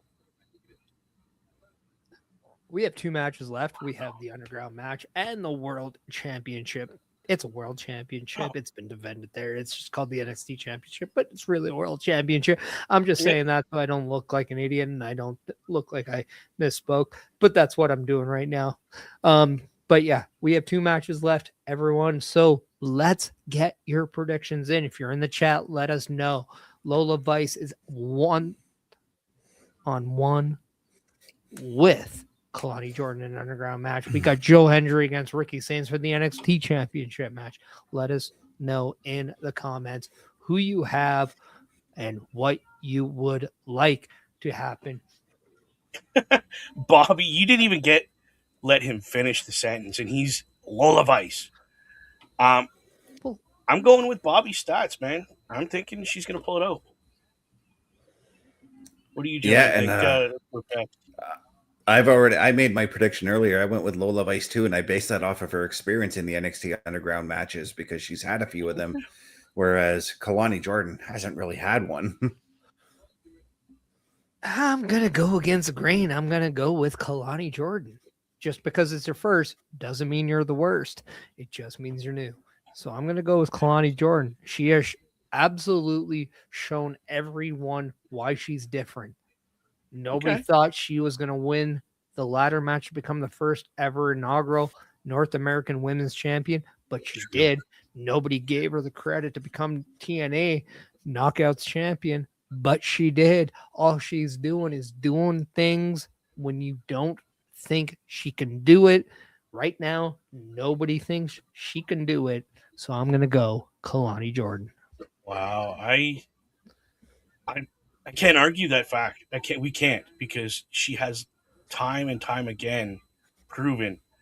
Count me as an underdog. Well, guess what? I'm the top dog, and I got the title now. Yeah, and that's the scary thing going into this match.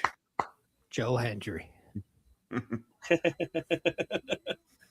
That's hilarious. I mean, go ahead. I mean, for that championship match, I don't really need to give my prediction. You guys already know. Yeah, you're going Joe Hendry because you're a Joe Hendry guy through and through. Yeah, which is it's good to be consistent. I will forever show my bias for Joe Hendry. Best is bias for Joe Hendry. Yep. Although there are times when I have predicted against Joe Hendry, like I don't think he's going to retain the title at Stand and Deliver with whomever he's going to defend against. Well, if it's against Tony D'Angelo, I will book it. I will put my money on Tony D because. Oh yeah. Mm-hmm. I mean, come on. We all know what a TD is. It's a touchdown.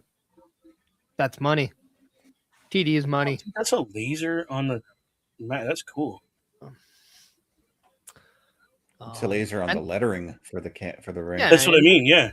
we all know the underground match is really a spin on other things. It is Yes. NXT's version or WWE's version of kind of a fight pit. Or if you know a little bit of Josh Barnett and Bloodsport, we all know they take Yeah. ideas from there. It's all good. Wrestling's all about making it your own. And Bobby, not only did you say you're rooting for Joe Hendry, you also said one Ethan Page might show up and confront Joe Hendry.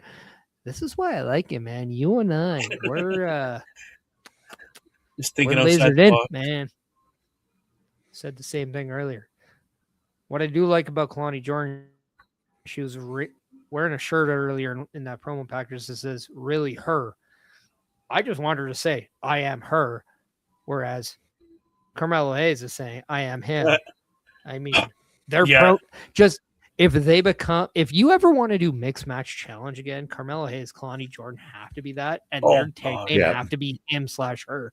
It has to be the pronoun thing, and it would be hilarious. That would be hilarious. And just think about it now. If 2026, you don't think you can have a mixed match challenge when you have Becky and Seth, you have Lash and Trick, you have Kalani and Carmelo, you have Miz and Maxine. Oh, do you need more? Miles Bourne and Stephanie back here. Oh, Naomi and Jimmy Uso. Trick You're Williams right. and Lash Legend. I already said them. Uh, You have Dom and Liv. Yes, they count from a wrestling standpoint. That's hilarious. I'll be coming in. How about Carmelo Hayes and Kalani Jordan go after the AAA Mixed Tag Team Championship? I would love to see I would- Carmelo Hayes go to AAA. Oh, that'd be epic. based off the match he had yesterday, yeah. Mm-hmm.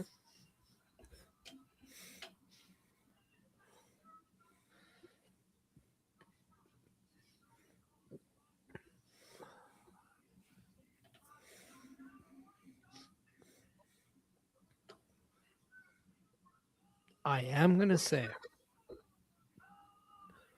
there is something missing with Lola Vice that I really hope somebody finds quickly because she is money. But it's almost like she's the female Riddle. Because I'll say this, slowing down and pacing herself might be that reason. And Mhm. might be Okay. that thing.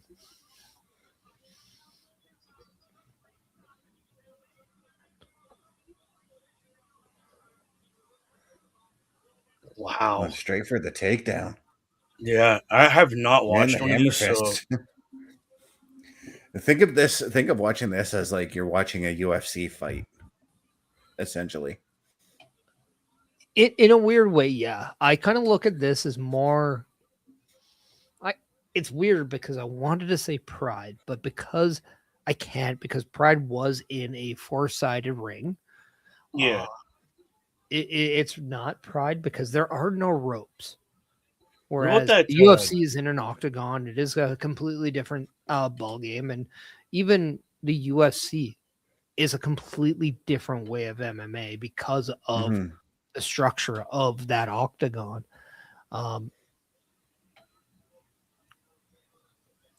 Well, But- actually, the closest thing to this, if from an MMA standpoint, yes, it was in a four-sided ring too, but Pancrase was just like that. Yeah. Pancrase was kind of like a shoot pro wrestling hybrid. she's gonna choke her out. Holy! And right now we got Lola Vice getting her rear naked choke with it, but Oh, that's the best way to Kalani get out of Jordan that. understands not Yeah. to get trapped in the body scissors with the legs, breaks that out, was able to roll back and get out of the chokehold. And because of that was a very smart maneuver by Oh. Kalani Jordan.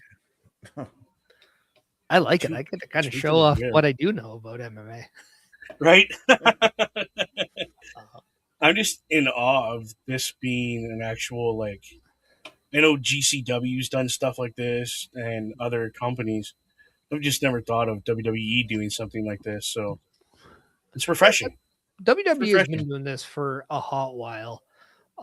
Yeah, but Definitely, close to 6 years now, something like that. yeah. I was gonna say the pandemic, at least to now. We've seen the underground match. Well, we saw the underground kind of started with Shane McMahon of all people. As Bobby, thank you so much for saying we do an amazing job. I definitely do appreciate that. Those words are just kind, and for that, I appreciate you. But Shane McMahon did bring out the underground concept from the originality, and he had that on Raw. In fact, Omos was kind of supposed to be that kind of standout guy, right? And he was kind of used as a bodyguard, and then kind of, and then Yeah. we kind of saw that transition, and then all of a sudden that didn't get the great reviews that it was expected. So NXT adopted it. And because of that, it's been primarily used for the women. And because of that, somebody like Lola Vice has been taken very much accounted to it. And just like a boiler room brawl was to Mankind, how Hell in a Cell was to The Undertaker, seems like underground matches are towards Lola Vice. Oh, my goodness. She's So ripping because that I right arm see, I apart. see under so because I see the underground as an NXT only gimmick match, if Lola does go to the main roster, do they bring back the fight pit match for her? Because the fight pit match kind of became a main roster match when Riddle moved to the main roster. Yeah, and it was very specific.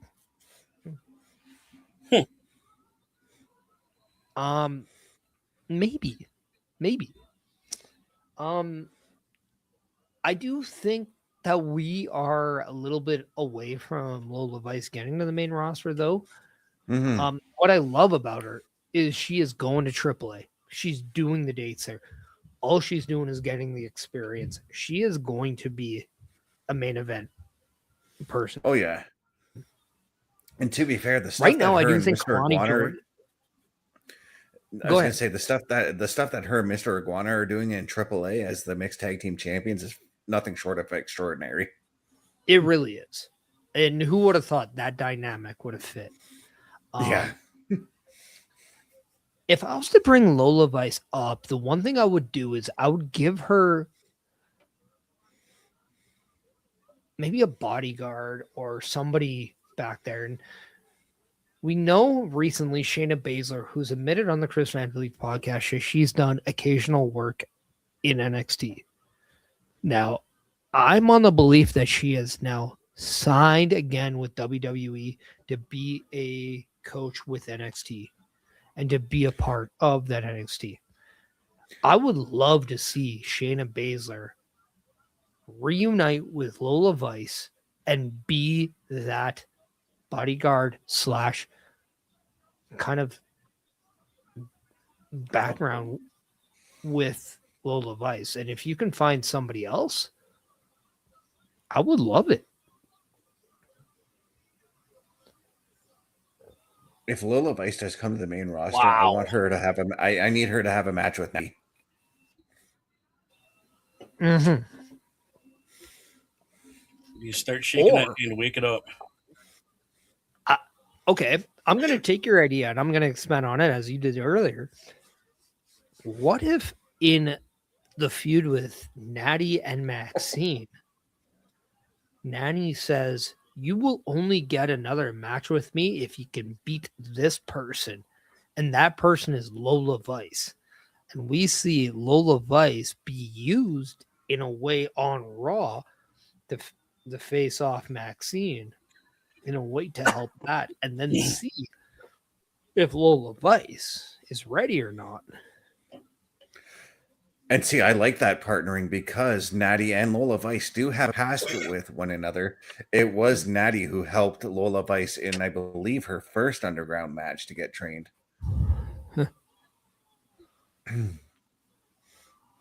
Wow, what a back fist. It's over. We saw the back fist, knockout, in the way we all want to see MMA matches. Yeah, We've that seen was this epic. in the underground match. As Lola Vice does her little strut afterwards. Well, yeah. She got the job done, and she is now having fun. Maybe that's a t-shirt. Get the job done and have fun. There you go. Patent it. Yeah. Sell it. Put it up there. That now moves her to 4-0 in these underground matches.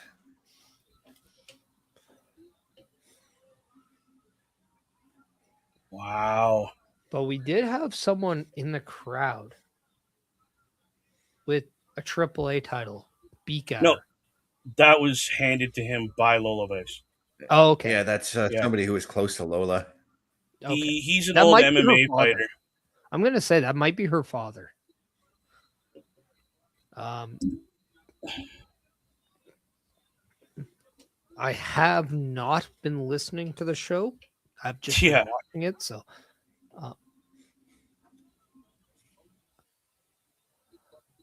it is her dad. It is her father. It just seemed too obvious. He is from back in the day an MMA fighter. Yeah. I think he had and a few fights in his day, and that was it.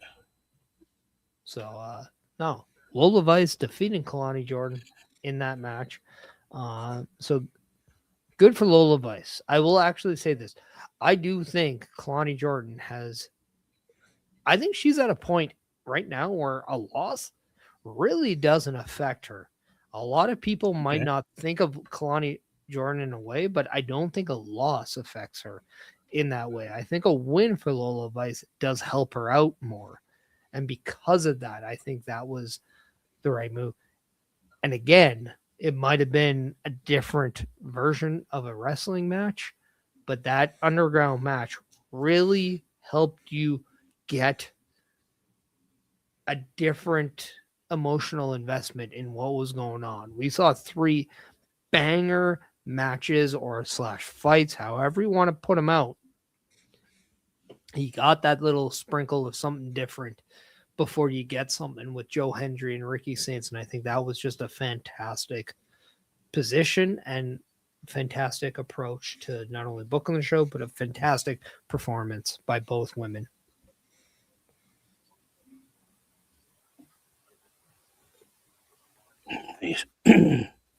Now, since we're getting to the main event, I am going to give everybody a trifecta of videos. That's right. So if you need 2 minutes to do anything, if you have to take a locker room visit, if you know, you know, or you need to go number 1, or you need to get a drink, or you need to get a snack, you'll have some time. But if you want to check out all the 3 videos that we have, the calendar, the help wanted video, the shop, we got all that. But the main importance is you go to turnbucklestudios.org because that is the homepage of Turnbuckle Studios. And it is the address you want to locate yourself to information, to a new chapter, and to more entertainment. That's right. Check out turnbucklestudios.org, whether it is /join, whether it is /shop, just /enjoy. Here you go. A Turnbuckle affiliation program is looking for more people. If you have passion level for pro wrestling, sports, videos games, or something else, then Turnbuckle Studios is the place to be. If you have ever wanted to pursue content creation and want to join our team, then we would love to have you. Check out turnbucklestudios.org or contact us by email today because your future is now, and we want you to tap in.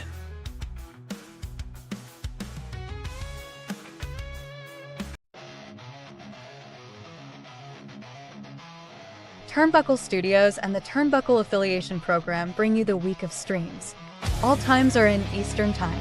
Monday nights you get the Locker Room Breakdown at 7 p.m., followed by the Raw Patrol at 8 p.m. Tuesday brings you the flagship show, Turnbuckle Talk, at 8:05 p.m. Wednesday, we play games with the PlayStation Showcase at 8 p.m. Thursday, we go TNA as we brace for Impact at 9 p.m. On Fridays, join us for the SmackDown Security Detail at 8 p.m. The weekend brings you Saturday Night Gaming at 8 p.m. On Sunday, be sure to catch the Chris Parrish podcast at 12:15 p.m. And later that night, we have the Borsnest at 8 p.m. Be part of the shows and join the chat every day. And please visit turnbucklestudios.org. The Turnbuckle Studios store is open for you 24 hours a day, 7 days a week. Get the merch and represent the best from the shows you watch on a weekly basis. Multiple styles to choose from with over 10 products available. Don't get left out and pick up all your favorites today. Find us at turnbucklestudios.org. And with all that information, you have no reason to not be here live, checking out everything the Turnbuckle Studios has every single day of the week. You also have no reason to not know where you can go to support us and help us by showing that support. You can go to the shop. You can go and get one of those beautiful new logos that I just got out, or you can get nice that colorful purple logo with Turnbuckle Studios. You can also get the TAP stuff. You can get Boar's Nest. You can get Brace for Impact. You can get Saturday Night's Gaming. You can get all that good stuff. All you have to do is go to the website. You have no reason not to, unless an unemployed Danhausen who doesn't have the money is the problem. We get that. We just appreciate you being here. Why? Because we all know without the people supporting us, like the Bobby Vaditos, like the Bobby Stats, all those people, we're nothing. You guys make us everything, and we appreciate you. Oh, the triple threat match is happening March 17th. Yes, it is St. Patty's Day. We also got some Nice matches coming up this Tuesday on NXT, as long as a Jasper Troy, Sean Legacy, Eli night. Okay. But yeah, also happening, Lexus King, Uriah Connors, Charlie Dempsey, Tavion Heights. I'm not going to lie, I forgot Tavion Heights' name in that promo. In that segment. Just saying. I forgot his name. I won't lie there. I forgot too.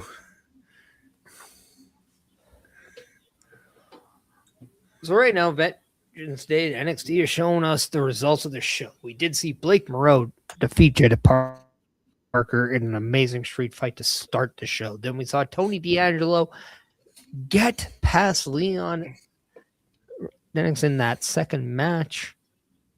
And I'm not going to lie, that was fantastic. In that middle match of the card there, we saw Tatum Paxley become your new North American Women's Champion. And then we just saw Lola Vice knock out Kalani Jordan in the Underground match. And now we have set the stage for your main event. Joe Hendry. If you believe, you believe. If you're from Scotland or Canada or Tokyo, you will double clap for Joe Hendry. And if you don't, you are just not a believer. And let's face it, you need to believe, because he's the NXT champion. Joe Hendry has done very well. He, kicked ass in TNA, then signed with NXT, became a champion. What more do you want from him? All he's doing is just kicking down doors. And right now he's looking to kick the ass of Ricky Saints in the main event for the NXT championship. So who say you?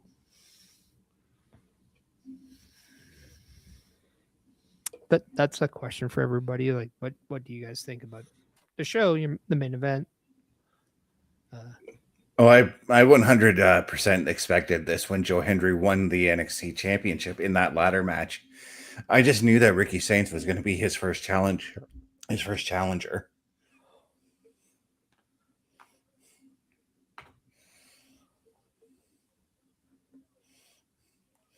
As we are seeing in that ladder match, it did come down to Joe Hendry and Ricky Saints remaining.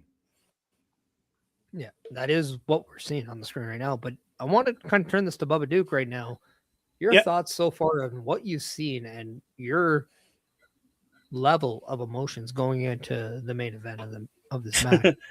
Well, the two matches that I caught, phenomenal. They've definitely set the standard for me to where I think this main event should be, as far as emotion, hype. Where I hope it goes. As far as who is going to be walking out with the title, it's really down to who's hungrier. Are you more hungry to keep that title on your shoulder, or are you more hungry to take that title from somebody else to put on your shoulder? Is where it comes down to who's hungrier and more determined. So, go ahead. I want to take what you just said and I want to put to Turnbuckle Studios' biggest Joe Hendry fan a question. With everything Joe Hendry has going on, he has the WWE 2K26 pack. He has all these responsibilities of a champion. Joe Hendry is trying to make everything he touches larger than life, and he ain't even a Backstreet Boy. But when you get to somebody like Ricky Saints, who defied the odds and defeated Oba Femi for the NXT championship, It's true. is Joe Hendry taking Ricky Saints lightly? And Ricky Saints, you're losing. You're wearing Atlanta Falcons colors. GFY. If you know, you know. But what do you think about what I just asked you? Now, what I just said after. I think Ricky Saints has brought out the side of Joe Hendry that a lot of people don't get to see, and that's Joe Hendry's aggressive side. Joe Hendry does have an aggressive streak, and we haven't seen it in a while until Ricky Saints managed to bring it out of him. And I wouldn't dare say that Ricky Saints should be afraid, but he should be cautionary as far as this match goes. But I do believe that this is going to be a very, very close match because, as you have stated, Ricky Saints has overcome insurmountable odds to win the NXT championship before with defeating Oba Femi. Actually, 2 times he's had the NXT title so far. But yeah, this is going to be a tough order for both men. Yeah, I have questions for Ricky Saints right now. We all know that he was Ricky Starks in AEW. Mm-hmm.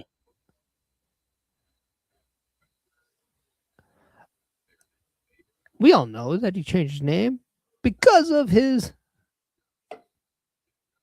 past. He's from New Orleans. New Orleans is a Saints territory.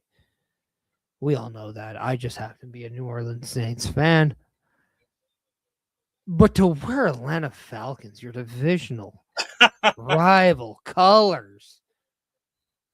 I mean, don't get me wrong. I love the idea of wearing other teams' colors with the team name on there. I get that. But you're facing a champion who is wearing mainly Carolina Panthers colors. Dude, you need to rock the black and gold. We all know that Beard Cake got it right with their colors. I have it right with my color. I mean, bro, like, come on now. I'm gonna hope to God you're just saying, no, this is just Vengeance Day colors. I'm gonna give you the pass. And I'm going to give you a Drew Brees pass because we know that's accurate as you know what. It's absolute accurate. So I hope you're doing this in good faith. But Chris Best, how spoiled are you now watching every Tuesday Joe Hendry's appearance? Oh, it's like Christmas every Tuesday when I see him on now. Now, that's the best way I can explain it. I want to circle this the other way of Bubba. How much does this hurt knowing that a former heart and soul member of TNA is now in NXT and Joe Hendry?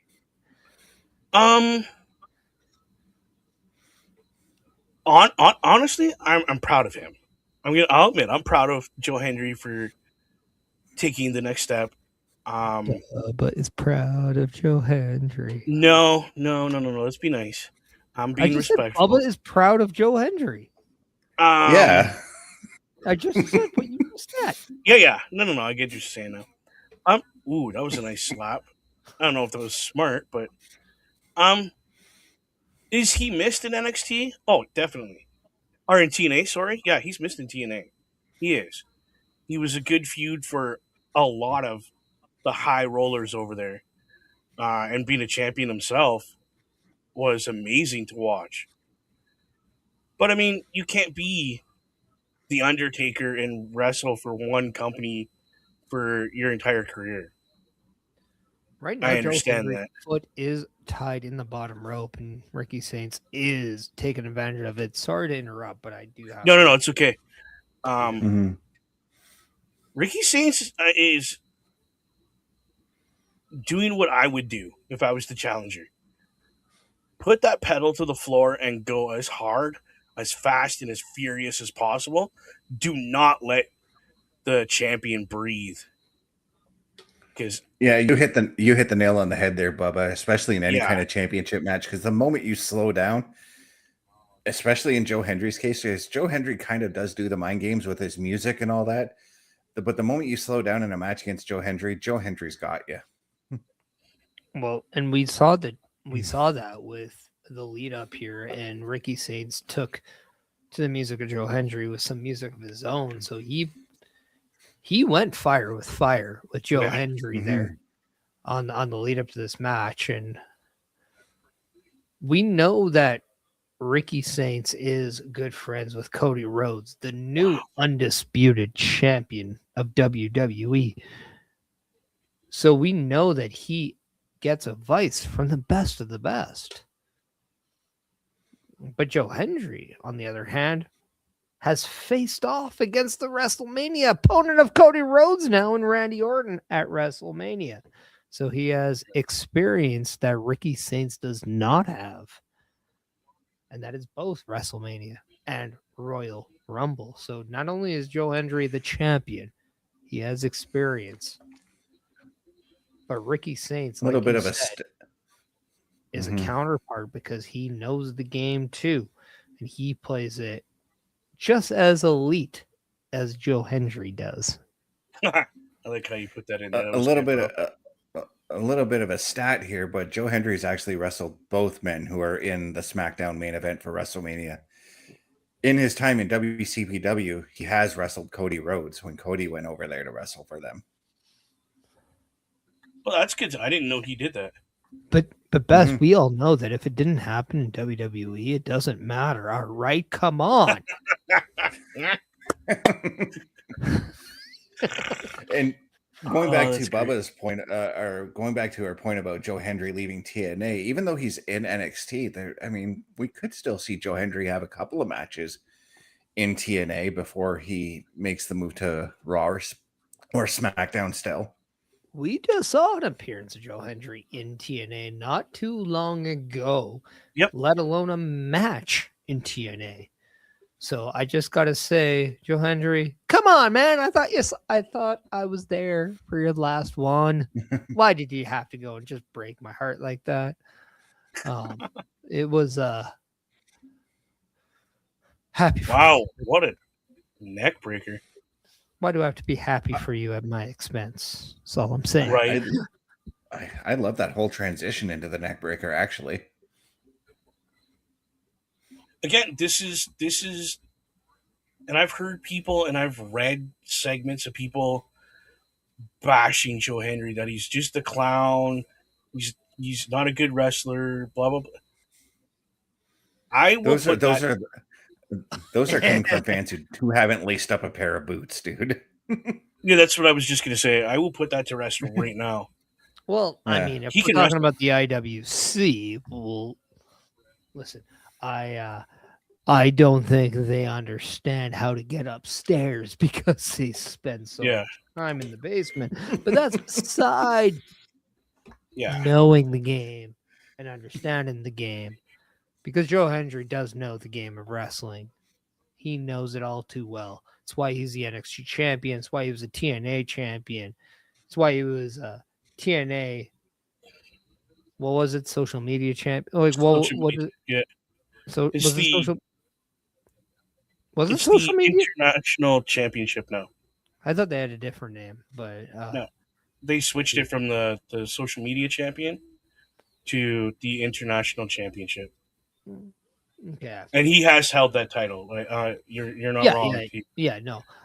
He is Um, very well documented. In fact, you can go back to his time on the independent scene where he's roasted former undisputed champion Drew McIntyre once before. Yep. Drew dabba dee dabba die. That is the Yep. song. Joe Hendry knows. He just got big knowing the game. And let's face it, Stone Cold Steve Austin was really good at pro wrestling. Yeah. But he got famous drinking beers and giving a middle finger. So if you hate Joe Hendry for what he does, and you love Steve Austin for what he was, Right? How can exactly? How can you? That's totally contradicting what you're saying, right? Like, oh, I don't like Joe Hendry because of what he did, but it's the exact same thing that Steve Austin did. It's the exact same thing that Bret Hart did. It's the same thing that Hulk Hogan's done. Everyone's done it to get where they got to get. I would argue on Bret Hart. Hulk Hogan, yes. Bret Hart, I would argue with. Okay, But go It's ahead. betting on yourself. That's what Joe Hendry has done, and it's proven to be quite successful. And the St. Austin did the same thing. But Why are I they mean, both I so can't. rude? I can't help but put just I don't like to put up comments anymore. I just like to acknowledge them. But Bobby, you're just gonna have to get over the fact that I'm gonna break that rule. We Because do. Everybody should check out Chris Parrish, Chris Best, and Bubba Duke. And it's just the fact. If you're not doing that, then I guess you know what? There is a difference between smart and learning. And if you follow or you don't, that's the difference. I mean, I love it. we don't talk down to people. We just help them come up. That is the deal. That is Yeah, I would rather raise somebody to my level. I'd rather teach them, hey, listen, this is what's what. Come up here and join me in the knowledge. I You're just not want wrong. you to know, Bobby, that you are the only person I will flash the comment of tonight. You're the Yeah. only one. Whoa. Just jumps outside the ropes there. So my question, speaking of the ropes, is it pretty normal for the middle and bottom rope to be that loose for NXT? When you probably have that much weight jumping on them, maybe. Well, they also had to redo the ropes after the underground Oh, yeah, match the too. dark match. Yeah. Yeah. Also, too, like I'm gonna credit Logan Paul here. He said on Impulsive where he actually defended LA Knight from Elimination Chamber on the quote unquote botch that the internet wrestling community wants to say because you know how to work, right? Yeah. I'm gonna not say. Yeah, we'll leave it at that. But he said when you're in the main event, everything is slippery, everything is harder. Oh, yeah. They don't clean them. Yeah. Nobody cleans them. So No. that's why it's more challenging. And then you have to understand too, like Beth said, they had to addition the ropes to the ring after the underground match. So they might not be up to the standard to where the opening match was. Yeah. They could not be. So they could be looking looser. They could just be looking bouncier. They might said, today I feel like Javon Evans and I feel bouncy. Just want to be bouncy. But whoa. Good catch, Joe. Yeah, and Bubba, I believe you and we brought this up last week during the PLE Patrol when we saw LA Knight slip. We brought up the fact that there are wrestlers that use baby oil all the time, and it makes those ropes slippery. It's your sweat. Mm-hmm. Well, yeah, that's just it. It's Come baby on. oil, it's sweat. It could even be water. Like, it's so many things. Oh, yep. Actually, it's not so many. Those are the three probable ones. I'm not gonna lie. Yeah.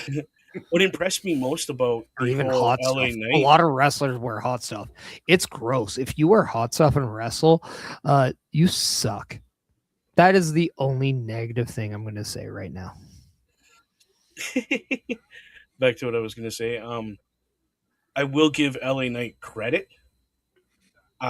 Number one, he didn't hurt himself, and that he could have very easily twisted an ankle, blown a knee out, whatever, and then just goes over, kicks the guy, and drops the elbow anyway. Yeah. Like, what are you going to do? You're not going to climb back up there and go, oh, well, let's try it again. No, just keep rolling. Now, a reason why I brought up LA Knight is I want to give comparables to LA Knight and Joe Hendry.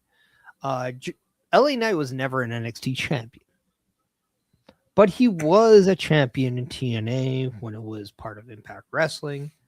He was also a champion in the NWA at some point. He wasn't, I don't think, the champion, but he was a champion in the NWA. So he found success away from WWE before getting to WWE, just like Joe Hendry did. Joe Hendry has found himself as part of an NXT champion. LA Knight has been a US champion, so he has found a championship there. Yep. I do think both men have a sort of a comparison to where they put themselves into the category almost instantly. It is whether or not the trigger should be pulled. They're in that category. And it almost seems like for the most times, there's usually a different option to go with. It's more so different from the main roster to NXT. With Joe Hendry, I think there's an undeniable approach. I think right now, if LA Knight was in NXT, he'd be the NXT champion. Oh, hands down. But my God, is an NXT or WWE main roster feud not what we want with Joe Hendry and LA Knight at some point? Oh, could 100%. You imagine? Sorry, Bess, go ahead before I puke. Oh, I said 100%. I would love to see that. Or even a tag team. I could see them having a personal feud for a while and then becoming this amazing tag team. Realizing, dude, we do a lot of the same things, like as far as in ring, like we think the same. We're always right there to, let's do it. Bobby coming in saying yes, please. Right, Bobby? I appreciate that.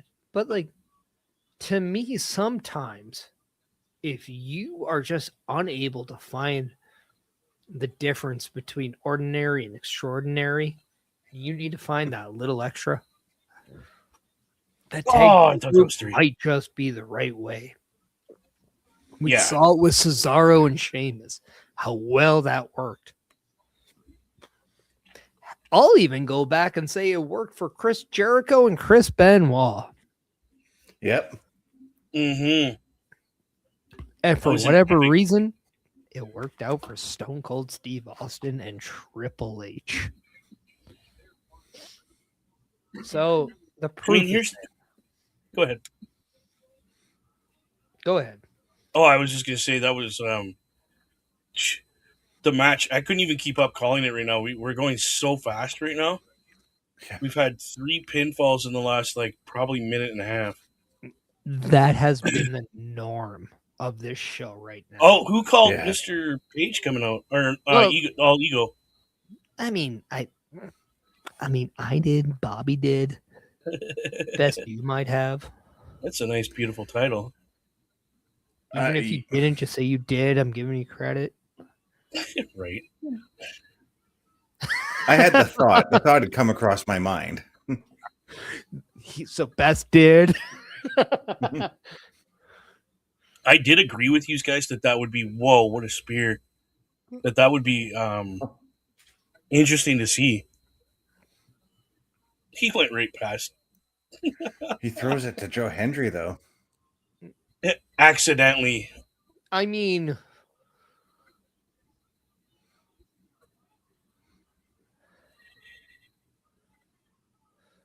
The ref's gonna get knocked out. No, maybe not. kicking the nuts. There we go. Yeah.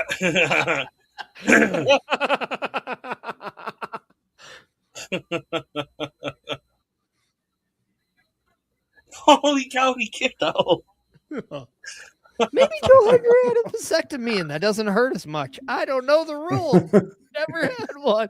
But Joe Hendry kicked out after getting kicked. In the Believers, let's just say it. Nice.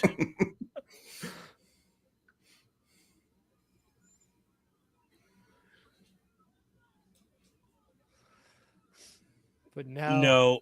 Whoa. That was oh, close. Down. Oh, that was close. That really was close. Whoa, that was close again. ah, Ding dong. right in his hoodats. And now, a standing ovation to Ricky Saints. And if she is a literature major, then that is all she wrote. Yep. Joe Hendry has won this match and has successfully retained his NXT championship. And all ego Ethan Page is on He the doesn't even know what side to think of right now. what?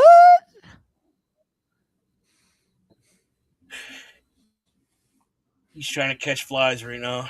Streamer doesn't catch these moments, then the issue is on them. But Right? Bobby's, thank you for enjoying Watch Party. I want to give you a little bit of an informational standpoint of why I call my NXT Things Watch Party is because of the man over here said the word Watch Party and I liked it better. That's right. Bubba Duke said the words Watch Party. I'm like, I like that better than Watch Along. Watch Party is a thing because what's better than enjoying something by yourself? Watching it with the people you care about. And that is the best watch party of all. So, unfortunately, I couldn't find those people. I had to settle with Bess and Bubba Duke, but I'm just kidding. I'm just kidding. Just kidding. Jokes are jokes. Yeah, WC's like, Oh, that's Bear said funny. he doesn't like the people he works with. By the way, Danhausen's overrated. And I just want to say, shut the F up.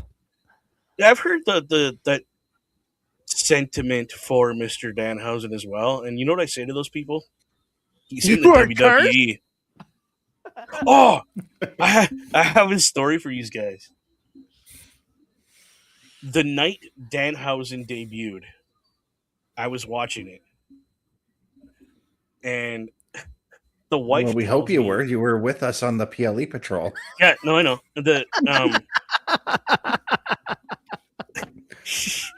My wife says, as I'm sleeping, I went, "You're cursed," in the middle of my sleep with the pointy fingers and everything. So So Joe don't tell me I'm not a Hendry is- Danhausen fan. Joe Hendry is waving his NXT championship from side to side.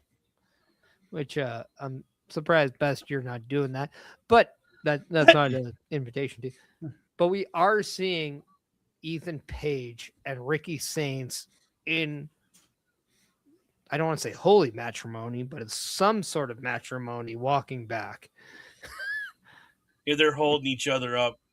But Moral support. it looks like Ethan Page, sorry,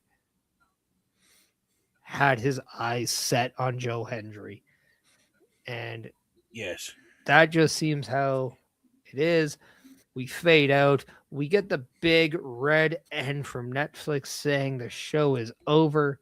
So they say, thanks for joining. But that is the end of Vengeance Day, as we had the 5 amazing matches. As once again, the order was we saw an amazing street fight. Blake Monroe defeats Jada Parker in a crazy street fight, only that was brought to us by a fantastic match of Tony D'Angelo and Dion Lennox. That was just great. Won by Tony D'Angelo. We saw Tatum Paxley become the new North American champion by defeating Izzy Dane. And then we saw Lola Vice knock out Kalani Jordan, only for Joe Hendry to retain against Ricky Saints. And I say that's because you wore Atlanta Falcons colors, buddy. We know that's why. We know that's why. You wore the black and gold with a little bit of white. You would have won, but that's on you, buddy. That is on you. You did bad. Go to the room. You're in the corner. That is timeout. But with that being said, that is NXT Vengeance Day. I'm going to then pass it on to you, Chris Bass. What were your thoughts? And let everybody know where they can find you, what you have coming up next. Bell to bell, from the opening match to the final match, everything was on fire. Everything clicked with this show. It was very well organized. I'm looking forward to this Tuesday, and I'm looking forward to that triple threat match on the 17th. But yeah, if you guys want to find me at my socials, it's simple. It's my link tree, lanktr.ee/Chris_best83. Just giving her. Now, Bubba Duke, what do you have coming up? Where can the people find you? Yeah. So again, the show that I caught, incredible. Thank you for letting me join the watch party and enjoy the show with you. As for myself, this Sunday, I'm gonna pull a wild card on y'all, and I'm gonna play some Monster Jam live with you guys. I'm gonna have the option of we can go live on the internet and play against other people, or we could do what I have as a career mode, where we get to do races with a bunch of people, or we do what they have as the Monster Jam races for the Cup, where it's one-on-one down the track as quick as you can and get back. And there is freestyle. Now, some glitches in the game, that's cool. We're going to play with it. We're going to have fun. That will be this Sunday, which is tomorrow, at 8 p.m. Eastern Standard Time. And you want my socials, you want to know what I'm doing, quickest, easiest way to know what I'm up to, turnbucklestudios.org. Go check me out there. Everything's there. Awesome. And if you're watching this watch party on Twitch, I'm just going to let you know I'll be sending you to Josh Vibes Up on Twitch. That's right. If you're on Twitch, you'll be going to Josh Vibes Up. Say hello. Say who sent you there. And enjoy his content. He is a fantastic content creator as well. Yes. So do that. He was also watching Vengeance Day. If you want to find me, my Socials are easy. You can also go to Turnbuckle Studios /org/host, click on my page, or you can go to my link tree at Chris Parrish. You can also check me out tomorrow at 12:15 p.m. on all my socials for the Chris Parrish podcast. We are cursed. That's right. We're going to talk about a lot of things. We're going to talk about Danhausen. That's right. We are going to talk about a lot of things. If you want even more of a visual thing, check out this. Yeah, we are cursed. That's right. Self-promote. That's what I do on my channels. Have to. But this has been the NXT Avengers Day watch party. I want to thank everybody for being here. And I want to say thank you. We'll be here for the next one, whenever that is. It's most likely Stand and Deliver. So come find me. But yeah, for the meantime, I'll see you tomorrow and have a great day. This has been the NXT Vengeance Day watch party. I want to say thank you for joining us. And once again, I want to make sure that you're going to be yourself, be happy, and be healthy, because at the end of every day, you matter. Thank you so much. And just remember, if you don't fight, you can never win. So I'll see you tomorrow. Have a great night. Goodbye.